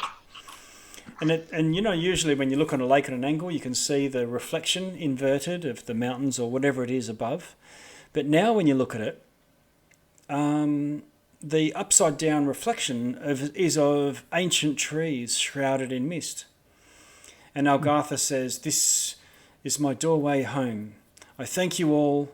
If you ever come to the world of Earth, I would bid you welcome." Yes. It sounds very lovely. I think everyone to go to that place. And as he Makes you hope after dead. I now am off to slay a dragon, and he dives into the water. And as ripples fan out across the surface, after a minute or so, the forest's scene fades, and the beacons go out one by one. Well, we didn't get anything. Wait, did he turn into a dragon? No. Ah, disappointing. What we did then would have really pissed off Enderlin. Yeah. I mean, And then it's a small constellation. he said to you, all you do is think of your home world when the beacons are lit and the portal will open. That's what she said to him. Okay. Oh, okay. Maybe that'll be useful. Alright, well, yeah, that's good to know. So when we kill the witch, then you guys who are not from the Feywild can head on home, and I guess me and Slepney will just walk home. Hitch a ride. Okay, so what you've got out of that is a potential way home. Yes. You let me see. You head back. Are you just going to continue on north now? Yeah, heading off towards, because that's, I think, the direction of Enderlin's Yes. home. I think we found out. Is that is that the end of the session for the day? Yeah, Or- I'm just gonna. Yeah, it is. So I'm just going to mark on your map here. You sort of head north from here, and you can see this winding passageway continuing up, and it continues on and on until you can see in the distance a great castle on a promontory of rock high above. It seems to not. It sort of hangs off a precipice and goes down into the mist far below. If we zoom in on that, you can see some sort of theatre of sorts, and there's cranes as well jutting out over the edge. There's towers and windows with red light coming out of them. All of the windows show red light, but this winding stairway leads up to a gate. Uh-huh. And Gleam would say to you, "We have arrived at the cursed Motherhorn." Come up with a play, guys. Yeah, write a play real quick. Yeah. Maybe Mavis knows a play off the top of his head. Yeah. And yes, you have an invite, so you've got a way in without having to storm a fortress. You're due to put on a performance for Enderlin herself, and if you amuse her enough or succeed in your performance, then you would be granted a private audience with her. We shall leave it there. Nice week. Oh, so to get to this point, I just sort of fast travelled your map. You know, you would have travelled and had to have, that would have taken us probably another day and a half. You would have had to have taken a more long rest. So it means you've recovered your whatever daily spells and action surges and things. And in so doing, you also would go up to 6th level. Awesome. So it Maybe- means... Awesome. Maybe charge the weapons again when we go by that beacon. Yeah, I was going to there. say, we go past that thing, we could go charging it. couldn't we? Yeah. Yep. Well, we can just... if you have two, start to get greedy, they tend to cancel each other out. If you're carrying them. But you can carry one charged thing. Cool. I'll just charge that dagger again. Yeah, okay. So Yeah, you can... charge the sword. Yeah, all right. And if anyone's got lightning spells, you can... Oh, I think you've still got yours. Eleanor's still got her lightning charged spell focus. Okay, well, in that case, we've gone exactly 3.5 hours. So we'll meet back in 2 weeks to take on the last of the 3 hag fortresses. Nice. Cool. Nice week. All right. I'm gonna Excellent. Thanks, everyone. Anyway, guys, don't worry about anything. Yeah. I just unlocked my 6th level ability, the most powerful thing any bard can ever do, just counter yeah? charm. What? Counter charm. Counter charm. Counter charm. Well, you know what I just unlocked? I just unlocked Bend Luck, so now I can make Mavis fail all of his performance checks. Nice.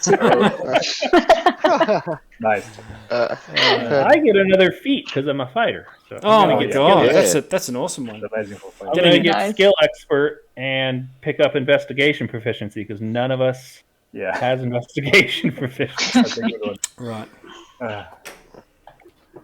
All right, see you guys later. Okay.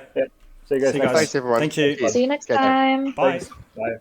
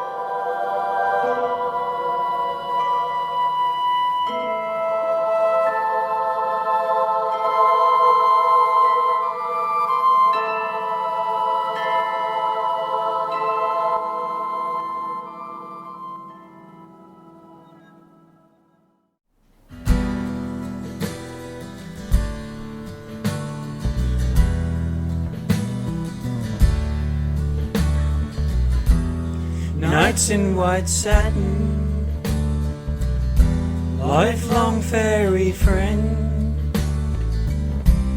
Seek outside Vilna, a queen to defend. Hourglass Coven,